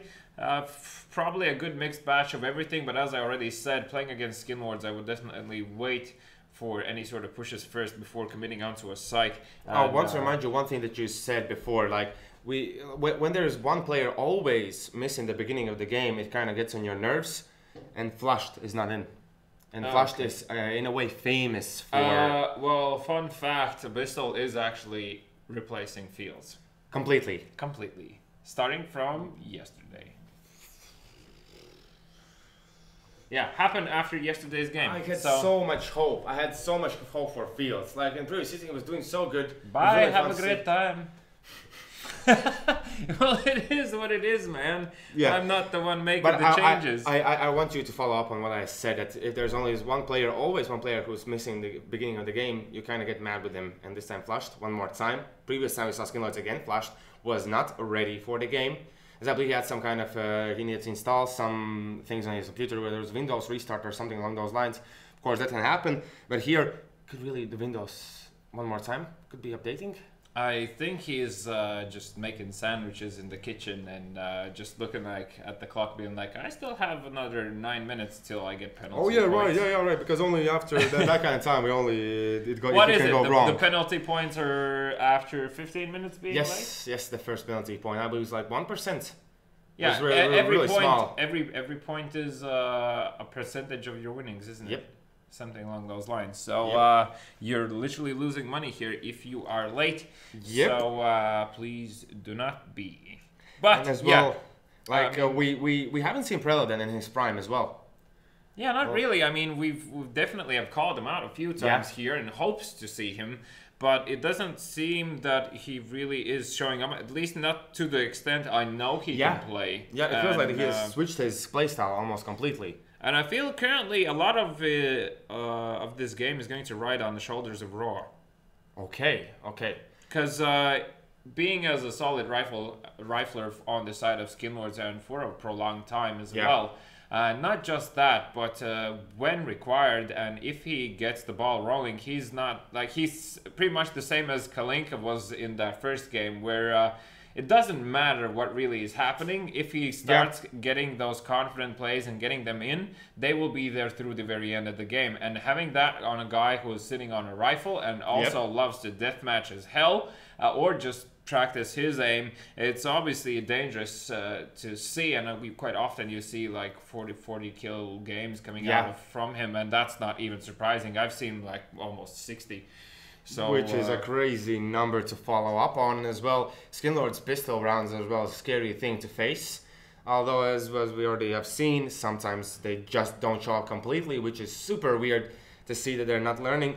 And here as well, talking about the side of AYNs, we do have Tulip, who's showing up most of the time, being a real nuisance. Hoped to see him here as well, as we're still waiting for Flushed. I'm not too happy about this. You are not? Yeah. Why? Yeah.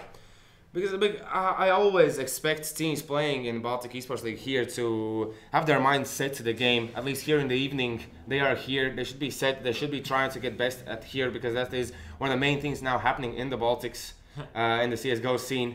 So, okay, Flash is finally in. Maybe they're playing that Face It thing.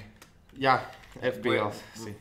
Yeah. No, like there's like a Baltic, regional stuff.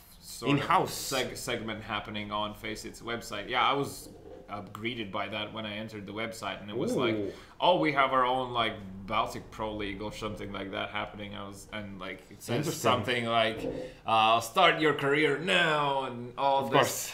And so I believe Flash is doing that. I believe Flash was doing that. Yeah.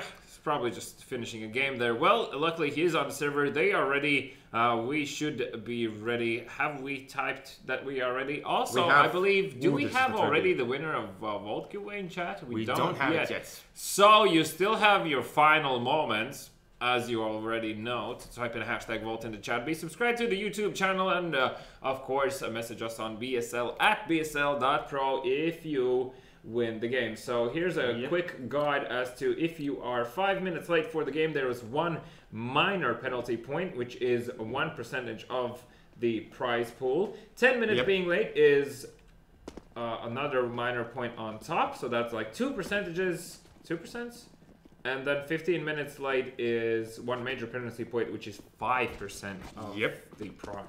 So here I believe Flushed was late only like 5 to 10 minutes, so I'm guessing only 2% taken down from their winnings. We'll clarify that as we play here, but the AYN players did manage to secure the knife round here, so they'll probably be swapping sides, and staying on the CT side there, and hoping to face Skinlords in a calm, collected fashion on Mirage that Skinlords like. Yes, I think Skinlords are going to show that they love Mirage.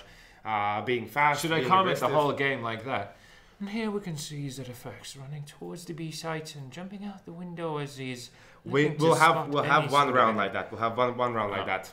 An important round. I want to see how well can you collect yourself when crazy things are happening. You're no fun. What?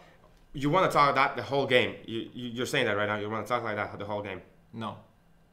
Then we had this in one round. But I wanted to hear your support.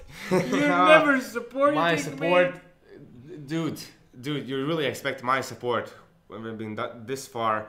You've been flaming me constantly. Flaming you? Yes. I don't know how to play CS. I have been just displaying the facts, so that's one of them. Whoa! And here it comes one more time. Here it comes one more time. What's happening with this guy? We're going to have that 1v1 here on stream. We should at one I point. think it's going to be fun. Hopefully, but now let's see. Will this game be fun, as we do have a technical timeout on some of the sites. Hopefully this issue will be fixed quickly. As okay, you said Rav is going to be a great nuisance from the side of Skinlord, you believe? What? You believe that Rav is going to be a big nuisance? Right? Yeah, I feel like Rav is definitely going to be impactful here. I was just reading notes that Flushed apparently was on his way back from tennis practice, so... Oh, okay. Yeah, that is kind of understandable. Sometimes, I mean, in Season 1 we had a week or two where Flushed wasn't able to play because he was in tournament. Yeah, he has, he's obviously helping out with being a... well, sort of coaching the little young ones as well as also being a referee in certain games. Ooh. So, yeah. He's really focused on that thing. Has a lot of his spare time devoted to tennis, and I can understand. I've played a few years myself back in the day, so... There's a lot of work needs to be put in. Same for Skinlords here, as so far they've just, it looks like, have spread around the map here just to see if also AYN are going to be going for anything cheeky here. You can see that that is BESL, I believe, who is jump checking towards B apartment and baiting for Krito, who is sitting just around the corner there on the balcony. As Captain still sort of feels like somebody might be pushing underpass here. Skinlords actually decide to take the bomb towards A, so this is going to be an A hit, and I don't think Captain should show him here in this situation. I feel like he should go for a late underpass into connector push and backstab. In this instance, as you can see, he's just holding for any sort of pushes here, as ZFX will be tested in a moment. And still, they only have a single smoke and flashbang here. A smoke towards jungle, and the flash should come through here as ZFX spots the first players and is going to be falling back here, allowing for his teammates to come in. And Tulip already looking to see if he can find the kills, as Raw will take him down. And that is going to be the first kill for this man, as he's picked up the USB, and being the guy that loves to put those headshots in. Definitely a dangerous weapon to have. And also Preldon on that P250 here. 3 CT players coming through CT spawn, has Flushed in apartments, and who's going to need to work together with Preldon in this situation. All of them are checking for this cross. Captain will find Krito in the process there, so all these 3 CT players are pushing into the site now. Switcher already finds Flushed. Udris checking for his back. But they're defusing the bomb, and they'll be able to defuse it. They do have the defuse kit. ZFX will finish it. It's going to be AYN winning the first round. Yes! Udris and Captain both still left alive, but quite unfortunate situation there. Good job for AYN holding that smoke, having the defuse kit. I just love to see such a tilting first round. This is going to be great. Oh yeah, that was not what I was expecting from Skinlords to see here. Rav in that position kind of wasted his time. When all the players went through CT, he hadn't had any kind of luck. Preldon as well was trying to find the kills, but instantly he almost was shut down. See if we can see one more time the players are going to push through middle. Tulip's going to check middle. I believe he has no idea the players are there on the right side and that close. As ZFX also is kind of curious to check. You can see. Whoa, Preldon's already have moved into connector. Abyssal's going to kill off Udris, so that's going to be already 2 kills in the A site.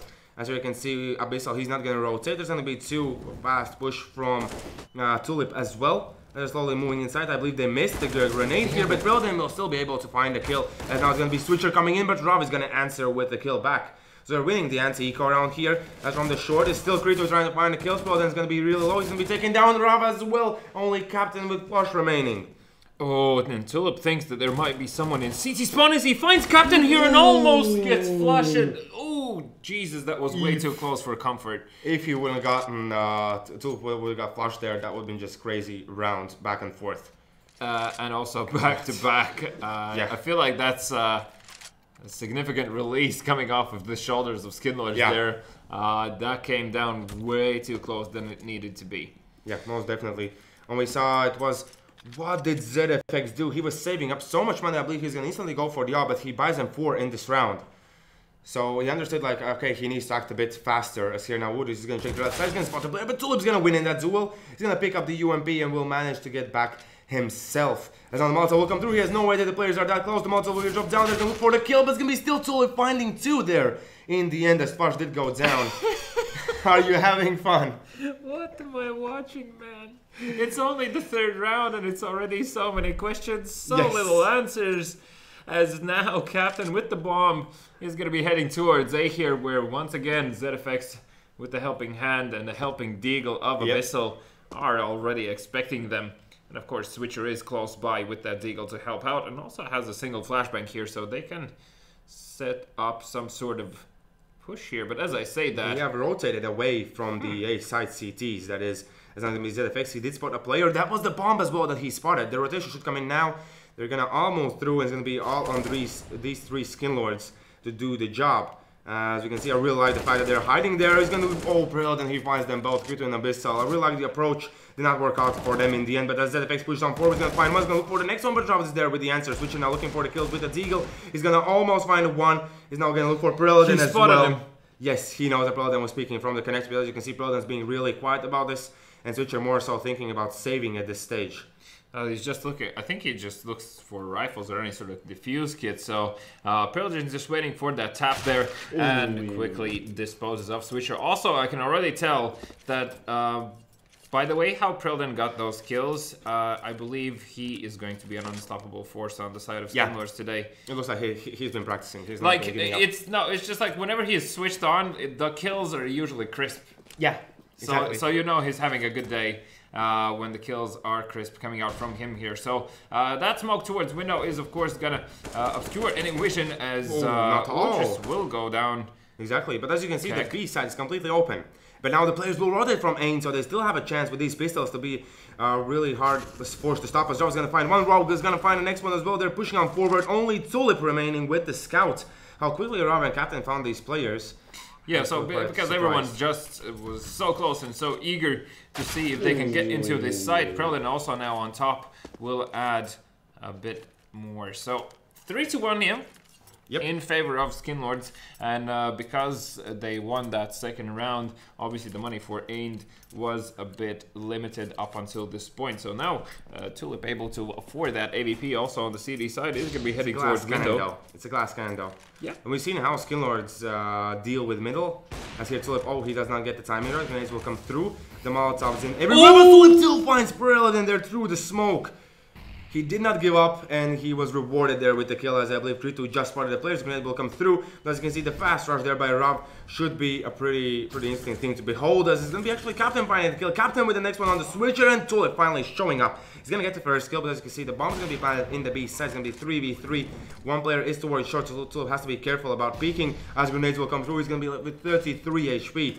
You can see here ZFX as well, not seeing anyone. Tulip is going to go down as they do know where Wood sits. ZFX with 1 kill. ZFX looking for more, but Flush is going to answer there. There's now only Abyssal remaining, and I believe he has no idea where the enemy players are. He's going to look for kills. He's going to find Captain. There is still Flush to be found, as Flush now going away to the other side. He did spot the shadow, and he will find a 2nd kill of that round. So 4-1.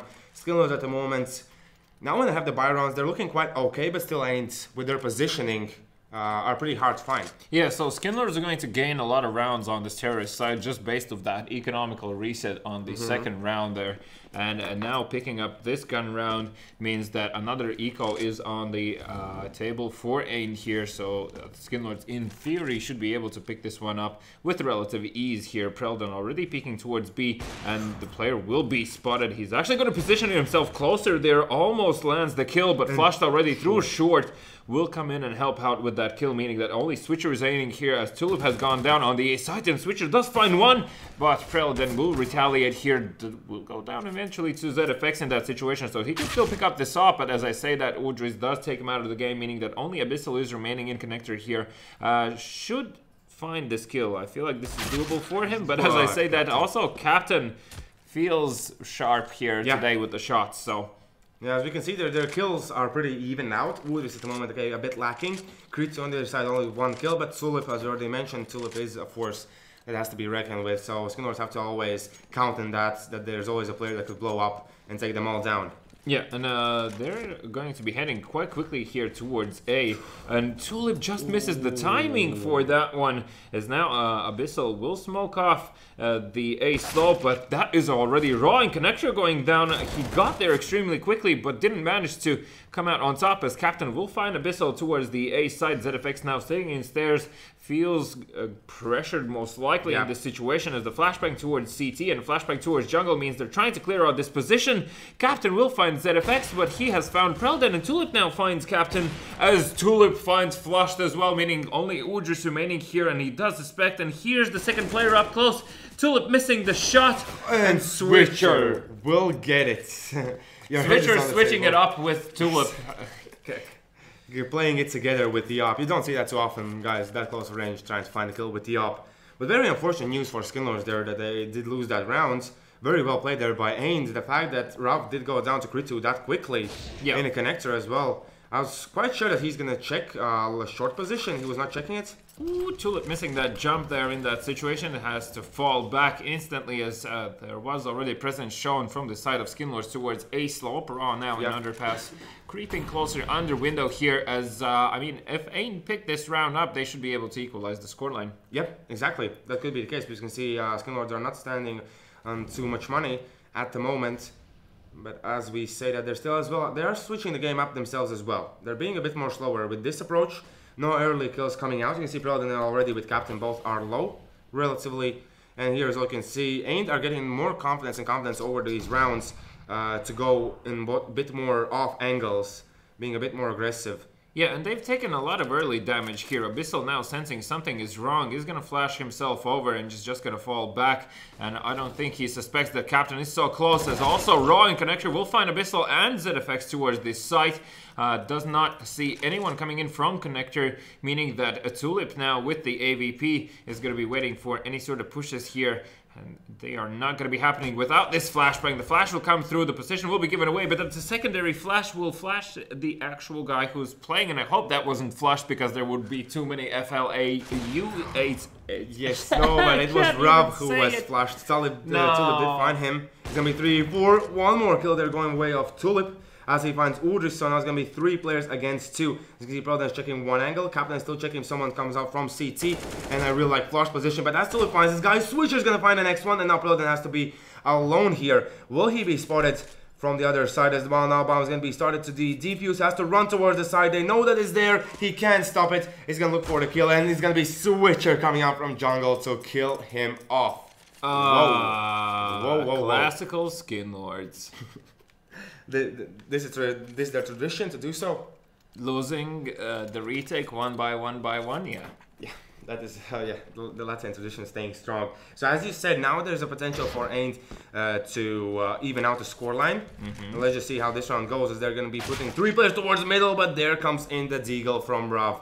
The thing that we've been talking about many times. It's pretty hard to deal with, as here's going to spot the next player. He's going to even tag the player up, does not get the kill. There's going to be 1 player pushing towards middle. It's going to be Kritu finding Rav. There's still 2 more players towards middle, as you can see, and 2 towards the A site.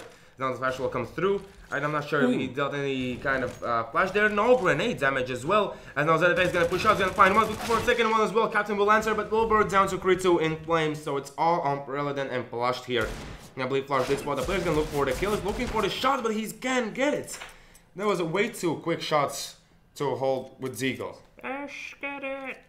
Yep. And there's nothing else we can say about this. As one more time, his prediction is kind of coming to true that Skinlords are not keeping themselves together.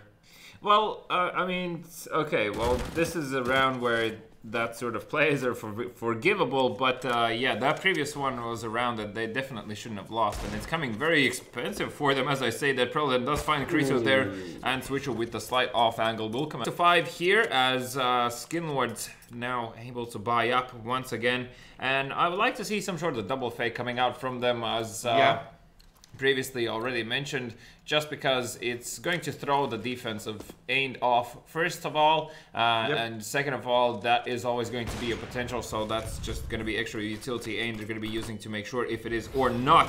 And as I say that, ZFX running into these flames, and there's already a guy in connector that is Prelden. He finds one spraying towards the firebox desperately, tapping even. What was that? But now Rob comes out, he's gonna find one kill. There is still one more player towards those stairs. He knows already where to look. He's gonna push on forward, but Tulip's gonna find a kill. He's gonna look for the next one as well as he spotted an enemy How player. is this allowed? He's gonna take him down. Only Uzrus remaining 1v3. He's gonna find Tulip, but he's left with 22 HP. Luckily for him, Krito is low. They won't peek out too many times, but it's gonna be Krito in the end finding the kill.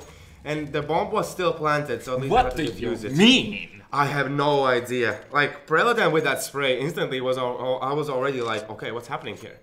Okay, well that was fair enough. He tried to transfer quickly there, and then Yeah. afterwards felt like he will be able to control the sprays long enough. Fair enough. The hell happened with the other guys on A site? Tulip was able to pick them up one more time, one by one by one by one. Yep. And of course, here is the result. So yay, Skillords on pistols again. This is so amazing. Yes, 10 out and of they 10 might gameplay. lose. They might lose the lead here.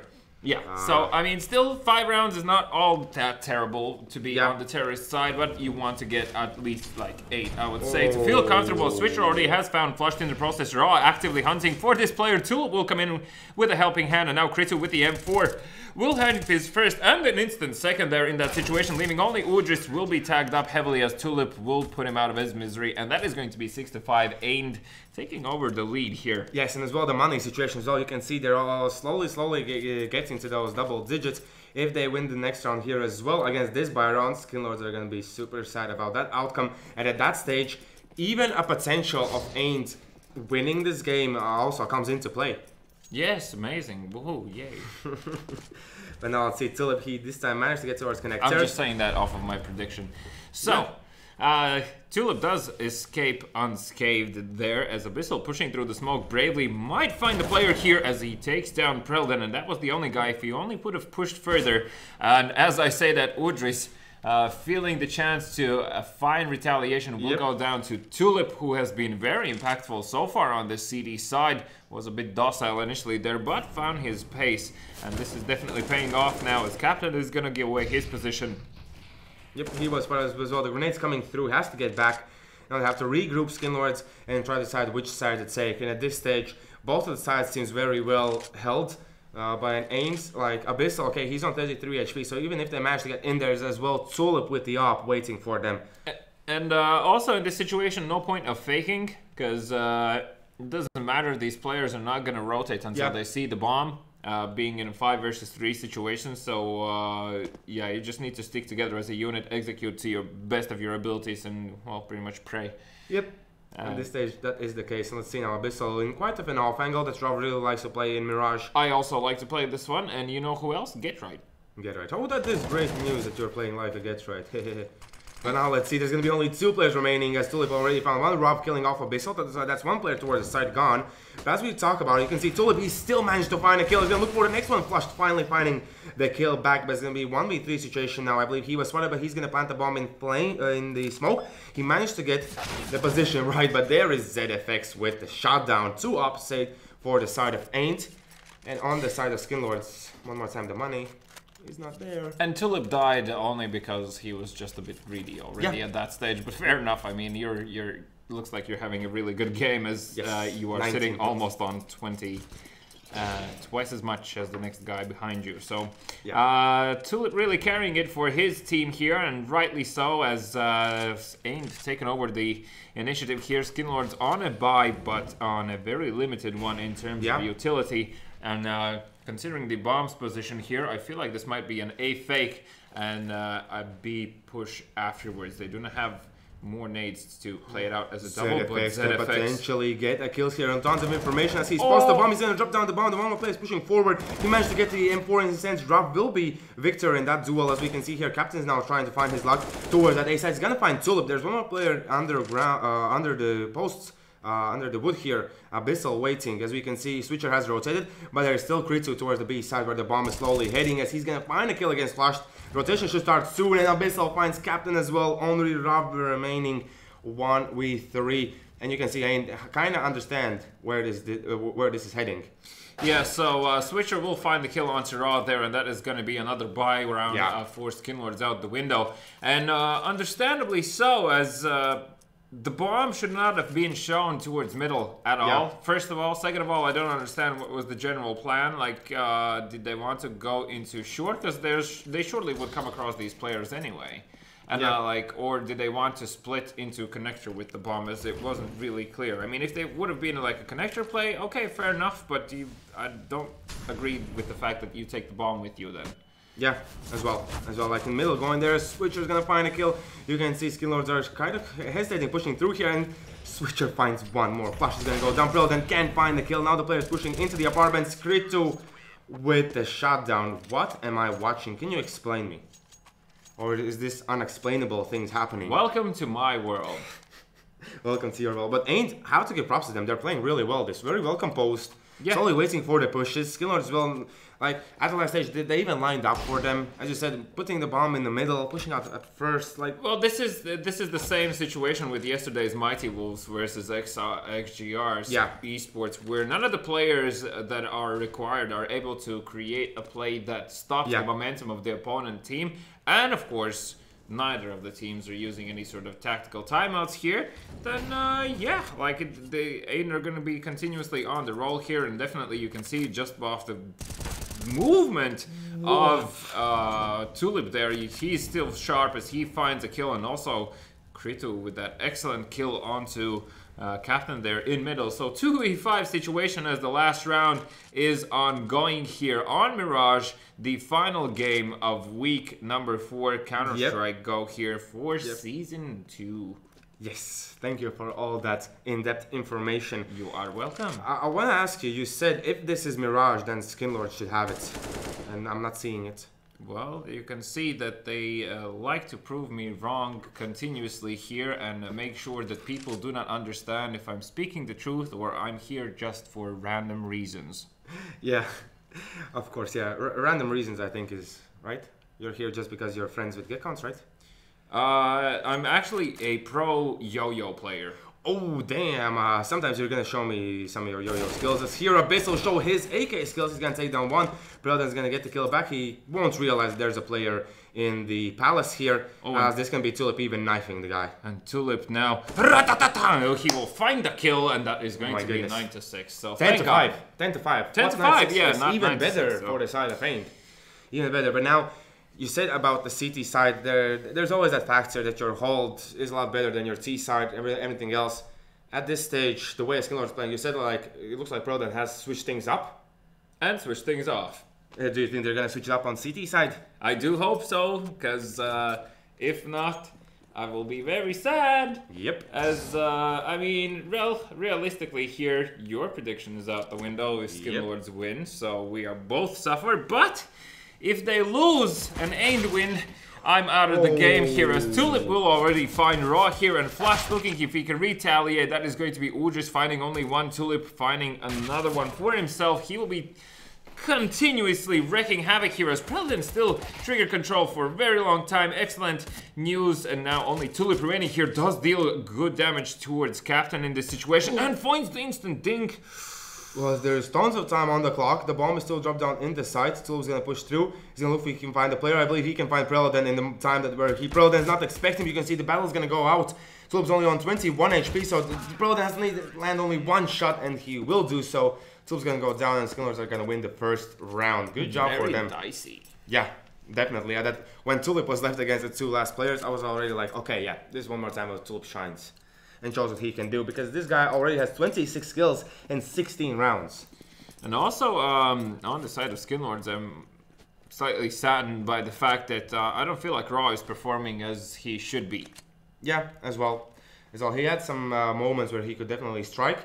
But now let's see, as they're going to head towards that B site, it's going to be time for Udris and Preloden to show up. The grenade will be perfectly timed. As now Preloden's going to look for the kill, he's going to find one, he's going to look for the next one, but he's going to be taken down. Udris is one looking for the next, but he's still taken down. They're trading the kills in the site against pistols. this is already bad news for the side of Skinlords here. Bomb has gone down for the side of AYN here. They're still on pistols here as Abyssal will pick up a kill and Switcher will find another one. That leaves only Raw here. He does have the defuse kit, but his position now is known. He does find Switcher and Abyssal takes him out. That's a complete tilter. That is Skinlords out of the game. They will not be able to come back into this. Trust me. Oh, you're saying that right now? Yes. So I'm winning the prediction game. Yeah. Yes, man. Yes. 2 times in a row. No one has ever done that in the history of Baltic Esports League, winning the prediction game 2 weeks in a row. Well, what can you say about that? It was never done before. Yeah, it was never done, and I did it. Well, hopefully I did, but let's see. As Captain is gonna find Switcher. Great job already. Now, just the waiting game begins. As let's see, they're gonna move out to middle. Captain's gonna go down. There's one player towards short. Preldon can't find his luck with the Deagle as he's already being tagged up. No luck for him. Rob coming out. Krito is gonna take him down. Only 3 players remaining on the side of Skinlords. And as we can see, there's still one player in the palace. Abyssal is already moving out. I'm not sure if he was spotted there by Flushed.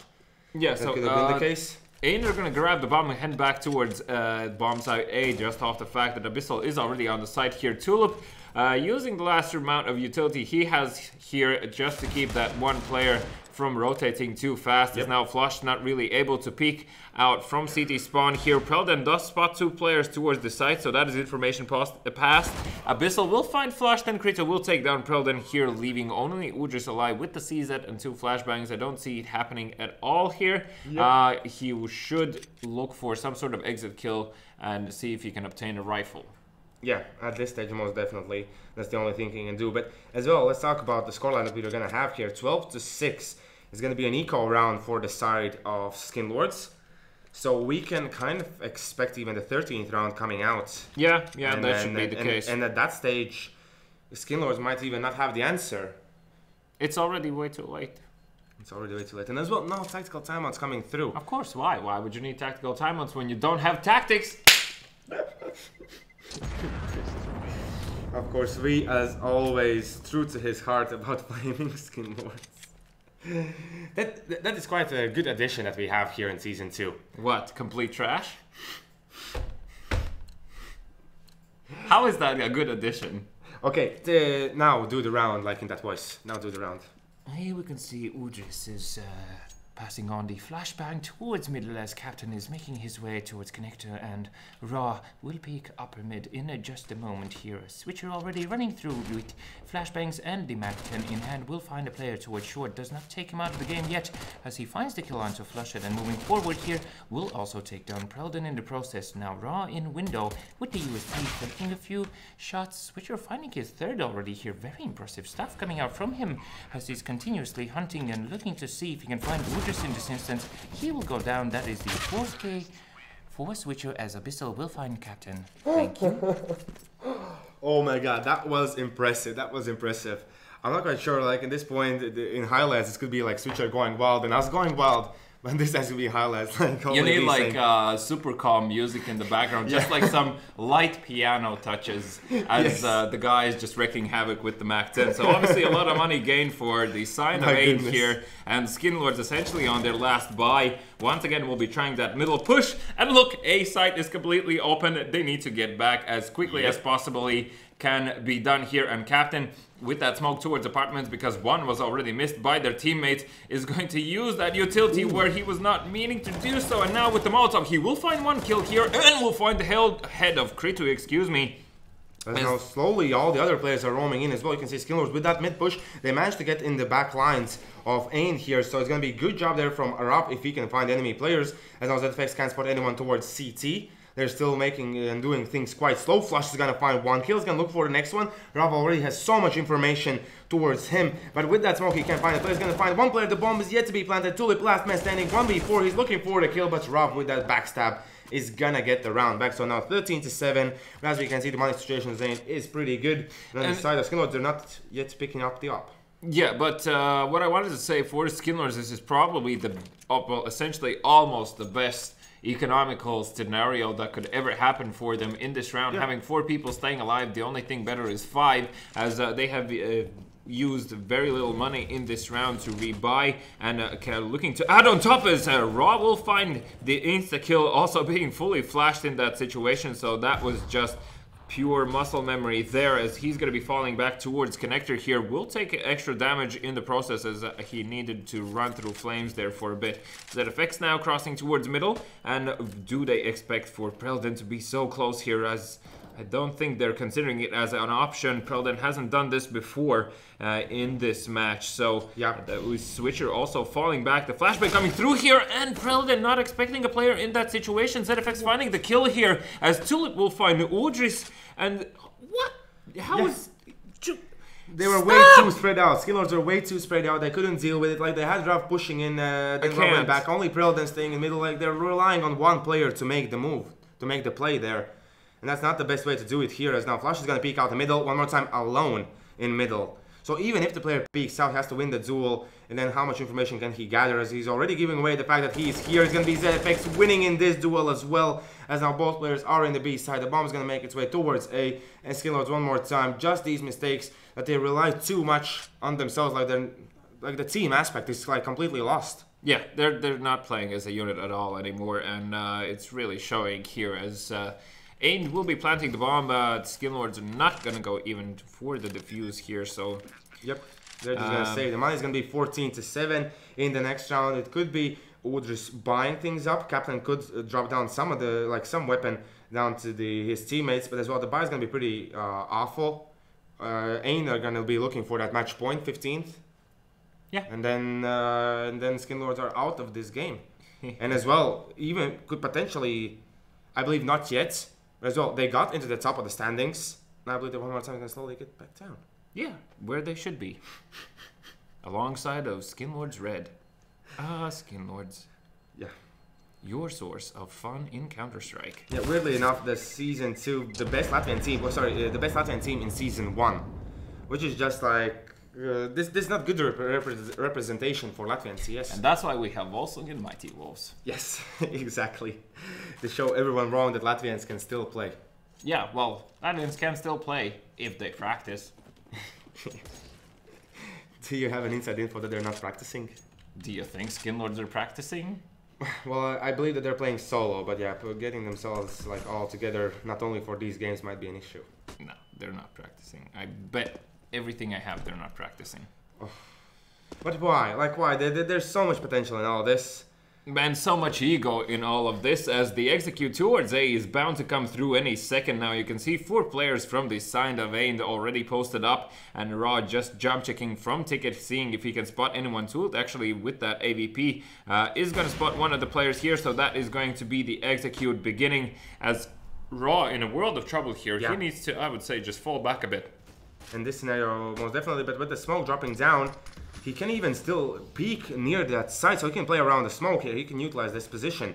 And still gonna stay, but Captain now moving in, he's gonna find 1 kill. We can see ZFX, what a position he's got to get himself into. There are 3 players. 3 players towards that position. It's gonna be now 4v3, as they're still trying to take control of the A side. You can see already Udris has given away the attention from this backlines, although he's still checking. Has to be ready, as he's gonna find ZFX. There'll be only 2 players remaining here. Krito looking for the kill onto Preldon there, but Preldon's gonna win in that situation. BESL with 1 looking for the next one, almost getting the kill on Rav, but he's gonna be completely pushed here. He can't do too much. He's being checked from every single angle, and who's just gonna get the kill. So 14-8. Skillords are not giving up just yet. And we can see their money as well. One more time, it's gonna be in shambles. So if they lose this one, it's almost like instantly done game. Yeah, if they lose this one, it's lost match, no question about it. Goddamn. So, yeah, I mean, AYN still have a few rounds here to toy with before they really need to close out this match. I would suggest not delaying that one. A Switcher did spot one of the players and already has managed to find Captain, even though I believe it was flashed who exactly he saw, and flushed it now. pop flashing for himself towards the A side. There are already players out from the ramp. That's going to be Tulip finding Raw there, and only Flushed remaining alive here towards the A side. The nade will leave him only on 18 HP here, as Woodridge does manage to find Switcher towards middle. Abyssal will be falling back from A apartments, and they're actually doing a complete switch up here. ZFX is going to go out in middle here, and the remaining players are going to be heading for B. Question is, how long does it take for Skinlords to understand this, as now Woodridge spotting out ZFX should be calling that is a possibility, and instead of going B, they're going middle. Yeah, but it's going to be Woodridge now running towards the B side. One player waiting towards A as well, so they're going to leave middle alone. In this scenario, they're giving away basically free the information that they can get. They're not taking it. So a player pushing from short is going to be Woodridge checking that angle as well. And this position, it's usually checked. And as you can see, the grenades, it's not too much utility for AYN to use here, only a smoke and a flash. The problem with that position is that, and it's something that's always on my mind when I'm there, I'm doing exactly this, what Woodridge is doing right now, which is a dangerous peak just because you don't know that information until it's too late. And this is exactly what's happening with him right now, as he's sitting on 46 HP, forced to Molotov himself off, calling for help as he does find the USP kill in the process, but still he has managed to sneak a reload in there, and Credo just saw the gun barrel.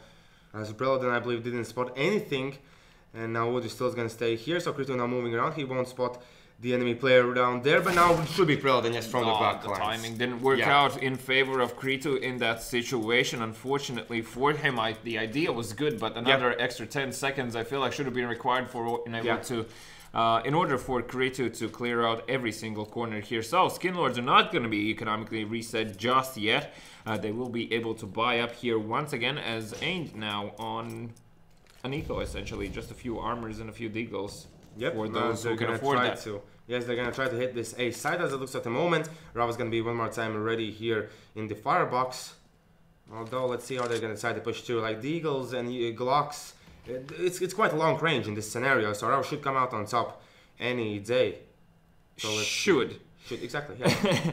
Should, as they are waiting for this smoke to fade, and you can see already one of the players, I believe, is pre-aiming firebox with the Deagle. Raw sensing also that as the smoke fades, some shenanigans are about to happen, as he already spots these players, also knows one is in sight. Flushed will find his first there, as the Molotov being deployed. The third one even, the Molotov is going to be deployed, ZFX is going to burn down in the flames, and Rob is going to kill off the next guy in line. Now 14-10, this is even like looking at Skinlords could come back if they continue on playing like this. Like their game at the moment is quite well composed. We can see Rob at the moment 21 kill. Flushed as well is kind of stepping up, but definitely not enough, as he got 3 kills in the previous round, so he was sitting on 8 after 23 rounds happening. I mean, it's hard to say here. As long as AYN continuously find kills, at least 3 kills throughout these rounds, the economy for Skinlords should be pretty shaky in the long run, that is. Yeah, enough is enough, and it's time to find the kills. But as I say that, Raw has already managed to find a BESL here, and Preldon with this push might even add more, as he spots the player there, and somehow almost, does he get out? He gets out. Does get out with 9 HP only. Captain can't any longer peek in that middle position. There are 3 players there, and I love this position from Tulip as well. He can definitely make some noise while the players in the middle are trying to get their kills. I see he's going to push on forward. Will he? No, he was checking, and only now with Preldon getting into that position. Oh my god, that's gonna be a tilter. I hate when that happens, as Tulip still not deciding to fully commit here, but will go down to Preldon, and he's gonna be saying exactly what you said to himself. I just checked. Yeah, exactly. As now there is still 1 player in the middle, so they're gonna still head towards that B site. The more so, this looks like a bad idea. As there is Preldon with Woodridge waiting. Captain checking if anyone pushes through short. But here's ZFX. He can't really fake. No, but with this push, unfortunately, he won't find Flushed there, but he could have caused a lot of chaos being in jungle suddenly out of nowhere. So Woodridge now already spotting the first guy, will take Credo out. Switcher does manage to return 1 back, but Preldon is not going to be peeking, not giving away his position with being on 9 HP. He will go down actually to Switcher there, so still should be able to plant the bomb, but Flush does not get the timing right. Switcher now can come out on top. He's going to find one, to look for the next, but Captain comes in time there. Teammates from Skinlords, as one more time AYN are going to be on an eco round. Only some pistols brought up, their recon runs haven't been too successful. It was Skinlords capitalizing on the Deagles, but in here they don't have a clear plan approaching the round with pistols. Well, so far we haven't seen a clear idea coming out from them, and also considering they have 5 Deagles, it doesn't look like it's going to be any sort of execute here. They're going to be running out into middle here and looking to see what picks they can get. As Captain already flashing himself off towards connector there. The Molotov also deployed flashbang over towards middle, and Udris will already find Kritu for 3. This is now Captain pushed out right as the flashbang went through. They're all peeking into middle. They're going to clean the house, but the BESL has found 2 headshots already. So 2v3, the Deagles can still do some damage, but that smoke being dropped down, the grenade as well. Campbell then find a kill, he will get Tulip. So 14 to 12, one of the last rounds that 8 can really show up. Because they have lost 5 rounds in a row at the moment, and they need to have something prepared. They should pick up the AVP and give it to Tulip and see if they could play off a pick. That is the thing that they're going to do here right now. Tulip's going to head towards the B side as it looks. I'm not too big a fan of this. It's like you're not utilizing the op. If you miss that shot, and you kind of usually miss that shot, rarely you can see the player get there in time to find enemy player here as they're who's gonna spot who? The Flames!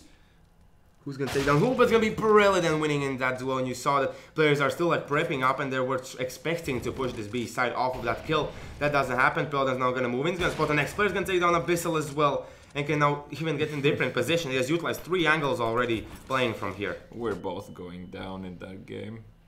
Yeah, most definitely. As we can see here now, a bit switch up coming out from the players as ZFX finds flushed. 3v4 one more time. They kind of even out the things. And especially if they push that A side. Of course, there is Rav expecting ZFX can add more frags like that, still very doable. Yeah, that could be Rav going down. Here's Rav, he plays this position so carefully. Like you usually see him overextending here. Only times when smoke comes in, he sometimes pushes towards the firebox, just to make sure that he has the upper hand and he can be a nuisance from CT, even though they smoked it off. You need that smoke to be slightly frontal here, not landing between those 2 boxes in order to be able to do that. So this is exactly actually the kind of smoke I'm talking about. So Prelda now pushing through jungle will spot the players towards the site, but Switcher already pre-aiming towards that position. Now flashing towards CT, make sure that Raw is not going to be pushing out. Once again, Raw does show that he's still towards that ticket position. The remaining 3 serious players are falling back towards the ramp. And just clearing out the connection, making sure nobody's going to be hiding there. And ZFX making sure there are no weird delayed pushes through the apartments. Yeah, now the smoke is going to be deployed on the bomb. So ZFX has to be ready to spray them down if they decide to go for a quick defuse. As they're already starting it right now. It's going to be ZFX with a spray down. He can't get the kill switcher. Now will he peek out? They're going to defuse the bomb. It's going to win this round, but still... Kritu comes in and cleans the house there in the end. Luckily for Skinlords, they finally have racked up some money, but that was round way too close for comfort. ZFX there, way too many targets to hit. Quite a tilter, I believe, for AYN. And for me. And for you. Complete tilter. Because, I mean, I would be devastated in that situation, but, I mean, they did it to Skinlords or in the first half, so... they want to repeat themselves. Fair is fair, I would say. Still though, pleasant sight to see that. Ooh, Prelden finds the player in the underground, so it's already a huge move done by Skinlord's player here. As I like that Skinlords finally have switched things up, but there's still ZFX who's going to push on forward, he's going to find Rob, he's going to look for Prelden as well, but Flush comes in, he's going to take him down. Kuritu now with Switcher remaining in the middle, and as we can see, he's going to be Captain with the next kill, coming and pushing from short, as now Tulip in the A side, the bombs drop down.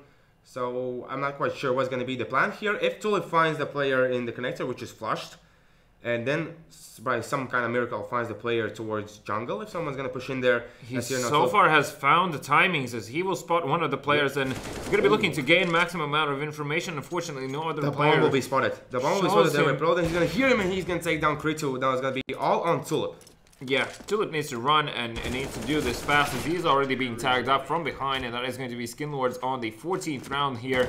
Finally, the game equalizes as Skinlords now definitely have the chance to take this in regulation time. You can see AYN, they're going to be forcing up everything they can in this situation. One more time, Tulip is going to pick up the AVP, so definitely not a horrible buy coming out from them. They just need to be careful where they send Tulip with the op here. So he's going to be heading towards middle, but Captain already did jump out the window and instantly fell back through a connector here. As you can see, there's Switcher running through flames. That could really pay off. Because it'll be now 2 players rotating towards the A side. As we can see, Switcher won't be spotted in this position. Although, as well, like, you can see they're still checking it. As they get away from CT, they weren't checking it, so Switcher could be there or could not be there. Captain is going to still I'm sure wait they for heard the damage ticks from the Molotov, but Tulip finding Preloden. That's already pretty huge there by AYN here at the 14-14 scoreline. He's going to push on forward. Captain's now going to switch. Switcher found the timing! And he's going to get the kill. 5v3 now in this kind of scenario here. It's going to be pushing up player, but ZFX finds Rob. Now Flash waiting in CT. You can see Udyr is going to play from shorts. Flash can't find a kill. Or this position will be checked as well. Tulip's going to take him down. This is going to be AYN getting the 15th round without losing any of the players. You hear that? That is we just laughing hysterically, maniacally about the fact that just happened. AYN are looking to take this one home, and Skillords are on an eco. They're on the 4th round. Because they were investing so much every single round because it was very expensive all the time. Yep. AYN are now going to be heading towards A here. They did spot, Tulip actually did spot the player here and looking to see if he can gain that kill in this situation as the flashback comes through, forces a shot out of him. And these players are extremely close here as Skillords are yet to rotate. Raw takes some damage from those flames, now hiding away. Flashbangs coming through from the CD side towards the A bomb plant as finally AYN players are coming in here and Raw struggling with that kill extremely long will go down in flames and now Krito through the smoke will find the kill. It's gonna be 3v3 situation. Krito still looking for the kills, only 2v2 remaining. Preloden with the kill on Switcher and Abyssal will go down as well. Overtime, ladies and gentlemen. As we already talked about the standings, Skillords, they shouldn't let this happen. They needed those 3 points and now they only can get either 2 or 1. And you're just a happy person, right? In my happy place. In a happy place. Who are you giving the advantage in overtime? Like knowing the experience or anything else? The timer. I'm giving the advantage to the timer because that seems to be the only thing that's forcing plays here when it is required, as Flushed already has pushed up towards upper middle, will not spot anyone just yet, does suspect a player to be there, and finally Tulip finds that kill towards Raw where they know that he is every single round.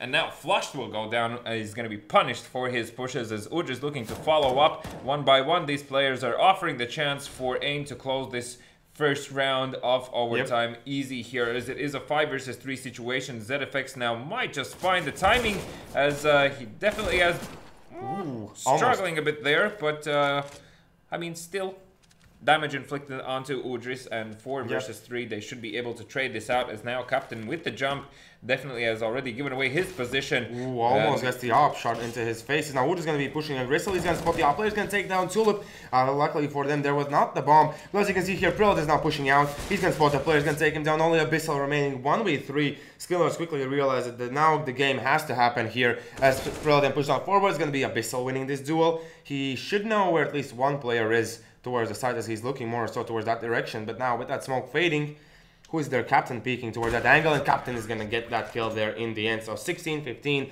Skillords managing to get the first round. I want to remind you that to win this overtime number 1, you have to get 19 rounds. Yeah, and I mean, to be honest, AYN really did this to themselves. Like, it was, what, 14-8? Yeah. And they didn't close out from that, so... Always an issue. Always an issue with closing out the games. Is now Captain is going to try his luck towards middle. He might get the timings right if he's careful enough. As the player is now only one player pushes out. The second will go there as well. But are they pushing short? Are they really pushing it? Captain's going to miss the shot. A bit unorthodox for him to miss that one. Yeah. As now the positioning of middle has been given up to the side of AYN here, as Skillords players repositioning themselves. Abyssal returning back through B apartments just to check if anyone has pushed through in that situation. Tulip now peeking towards short with that smoke. Will understand that there's a player playing towards that pillar position, and also be very wary of the fact that there might be a boost happening, but flush it with this positioning. The stack as Preloden did find Abyssal. You can see the stack is more so towards the B side. But now with that kill, here Preloden almost spotted the player. Almost. And here there are 4v5. Okay, Tulip's going to get Udyr, so it's going to be 4v4. And here Switcher still looking for his luck. But what is happening with Tulip? He clears out the B side almost single-handedly. Only Rob remaining here. And they don't expect him. They don't expect him. He's going to be waiting for the bomb to go down before he shows himself. He's going to... Oh, he didn't spot the guy towards short. Now he only sees him. Doesn't matter. The bomb has been denied, so they still have to retrieve it as ZFX finds Captain. Yep, exactly. So now there's basically one more time cornered in. As Rob is gonna find a kill. Only ZFX remaining in this scenario. 1v2. Flushed, and Rob are the guys that he needs to kill off. And he has 20 seconds to do this. It does have a few flashbangs available and smokes as they're offering themselves one more time, one by one here. ZFX finds his first, and now is going to be going for the bomb plant. Flush it, trying to spray through, and ZFX still has good... Can he get this one? Oh no, he's going to be in the end flushed getting the kill there. Oh my goodness, that was so well played by ZFX. He peeked out just at the wrong time. He needed for the player to drop down. There was some information that he could have passed. Like, a bit too rushed there by ZFX. But in this kind of situation, I believe the nerves are already pretty high. As you still want to win this against Skinlords. Dropping a team that was in second place in Season 1. I want to remind that viewers watching, because Skinlords, they need to step up their game. In this scenario, like, this overtime should not have happened. Yes. Like, on either side. Like, it was either AYN or either Skinlords winning, but this kind of shows that both teams are still struggling. Yeah, so definitely not a smooth game coming up from either of the sides here, as Skinlords have managed to secure already 2 overtime rounds for their side here, and looking to add on top as the double op setup seems to be working out well for them. Prelden now with the flashbang, always tempted to go for those peaks, but Captain already will find Switcher, and I believe he spotted a few extra players in middle there. Prelden now jumping up, will spot the player, but that is going to be ZFX finding the kill onto Prelden, so still equalized scoreline in terms of how many players are still alive. Yep, Tulip here could potentially get lucky and get Udris, who's pushing towards short, and I believe now Udris will have the information that players are rushing. As he's going to peek in, there's going to be Tulip with the op dealing with that. And they have no idea, no one's in the B side, only Udris, they're waiting towards short more or so. And Tulip closely and carefully is going to try to push through here. I want to see how Udris reacts to this, as now the flashbang will come through. They're going to be all flashed. Although none of the players were flashed. No, just turned away for a second there. Udris needs to find kills here, but he will be instantly taken out. Now Captain coming in with the AVP, looking to see if he can spot any players crossing towards that bench position. Will not see any just yet, as only a flashbang used towards the kitchen exit. Excuse me, that was a smoke, I believe. As flushed peeking with the AVP. How well they are hidden, AYNs. Like, Captain only now finds the player, but he was looking for such a long time to find even one hiding there. As now Rob pushing on forward. He's going to be instantly taken down by BESL. Only Captain with flush remaining. As Flush is going to take down one. They have no idea that both players are there now. Captain 1v1 against ZFX. He's going to get the kill. And there is still time for him to defuse it. That round should have been AYNs. I really like their after-plan positions, but one more time they rushed things. I feel like. Captain landed that last one. Was juicy. 4 kills in total in that round. So Skinlords do take all 3 first overtime rounds in this first half, meaning that well, the magic number that you're looking in overtime 1 is 19. You need 19 rounds to win the first overtime, and that's just how it works. Don't ask me how and why and who made up the rules. Skinlords picking up all AKs kind of signals to me that this could be a really aggressive round. Really fast one. Definitely looking to be fast one or noisy to the maximum, as Tulip will miss that shot through the smoke, and the flames of course will prevent him from peeking in here. Now this player in short needs to be careful as the push is coming through the connector flash and finding kills both towards connector and bomb side. B and A. Tulip will find Prelden as well, so now 2v3, and he's going to rotate towards the A site, hopefully, as now Switcher is going to come in as well. 2 ops against 3 AKs on the side of Skinlords. This could really get dicey at this stage. As one player is going to come in from connector. He was already, I believe he was spotted, and here Tulip does not get the kill. He switches out to an M4, just have that edge as from here from CT. Switcher missing the shot, that's already pretty huge. And he could not do it as he's going to get the timing right. He's going to find Rob. Tulip, can he get the timing right to fight enemy players? I believe, who was it there? Udris should have heard the player dropping down, and that's going to be Skinlords finishing off in the overtime, 19 to 15. My goodness, there in the overtime. That was the Skinlords that we are used to seeing. What happened in regulation time that always stays in the shadows. We don't know why things happen like that. It's just Skinlords, they're not on top of their game. Yeah, so obviously things got out of control there for them already, starting off with the heavy CD side because the second round was something that they lost in the process there. So unfortunately, off the back of that, this turned out to be a very prolonged match. But also AYN sitting on the scoreline of 14-8, not being able to close out the match from that point, having several eco rounds, several buy rounds in the middle. No explanation as to how and why. They were just simply unable to, from one point, to put up kills on the board. But good job from Tulip. I mean, the guys finished the game with 36 kills, so that is a lot to have. On the side of Skinlords, the captain was very impactful for the last few rounds, and also Prelden there towards the later end of the regulation time, as in starting from the scoreline of somewhere around 13-12. I believe that's where he really switched it up and was extremely impactful. So good job that they regained their composure. Now this victory for them in overtime means that they only have gained 2 points here instead of 3. So AYN have already stolen a point away from them, meaning that AYN, well, perhaps not so drastically will feel it in the standings, but Skinlords will definitely feel that as to this stage, where they are at this stage. As we already have said beforehand, any sort of points you don't gain right now, or rounds you don't gain, and also notably this is not a round difference they have obtained that they're going to be comfortable with in any way, shape or form. That is only the case. 3 round difference they have. But only 3. Speaking of round differences and so on, though, it's a tie in the prediction game this week, means we both suffer next Monday, and we'll agree upon what the hell is going to go down. Probably just like, we should actually give it to Gekons and see what he decides to do. All right, that could be his time to decide. As for now, the week 4 has concluded for CSGO. Be sure not to miss League of Legends and PUBG on Saturday. We can probably check out the schedule, and we can point out a game that we saw and we really liked. Which is your match of the week? Was a pretty good one. That was Volson playing against Lithuania. 16-12. Lithuania did manage to secure the victory in that one. Yeah, that was a game I enjoyed, but to be honest, one of the matches that I extremely enjoyed was yesterday. That was Žalgiris against EU Estonia on Mirage, and that Žalgiris T side. Oh, just juicy. Yeah, that was really a great job as well. We saw as well WAS Sports staying stable against Mighty Wolves. 16-6, quite crazy. But of course, as I already said, that concludes week 4. Congratulations to the Vault giveaway winner.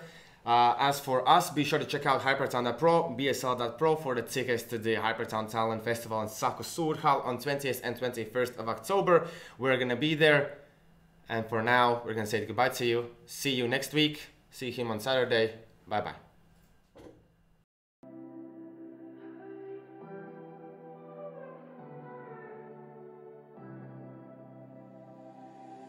Oh girl, just say something.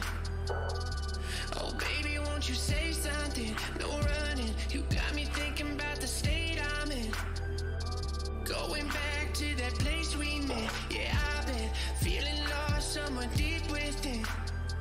No, I can't turn back, I need that grin, that loving. You say you want it, baby, take this in.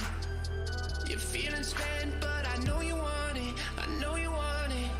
Oh girl, you know what I've been through. I don't know if I can do this on my own, no. Oh baby, tell me what to do. I don't know if I can do this on my own, no. I've been drinking, think I'm faded. Way too much, don't think I'll make this on my own, no. Well, fuck it, I'm just saying I don't know if I can go through this alone. On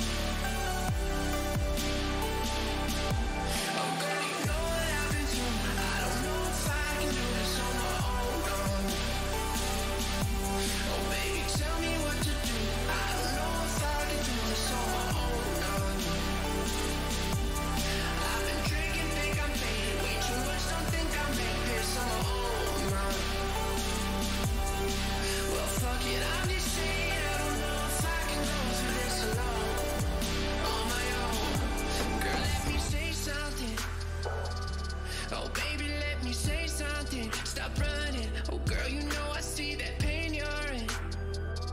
Let me calm your nerves.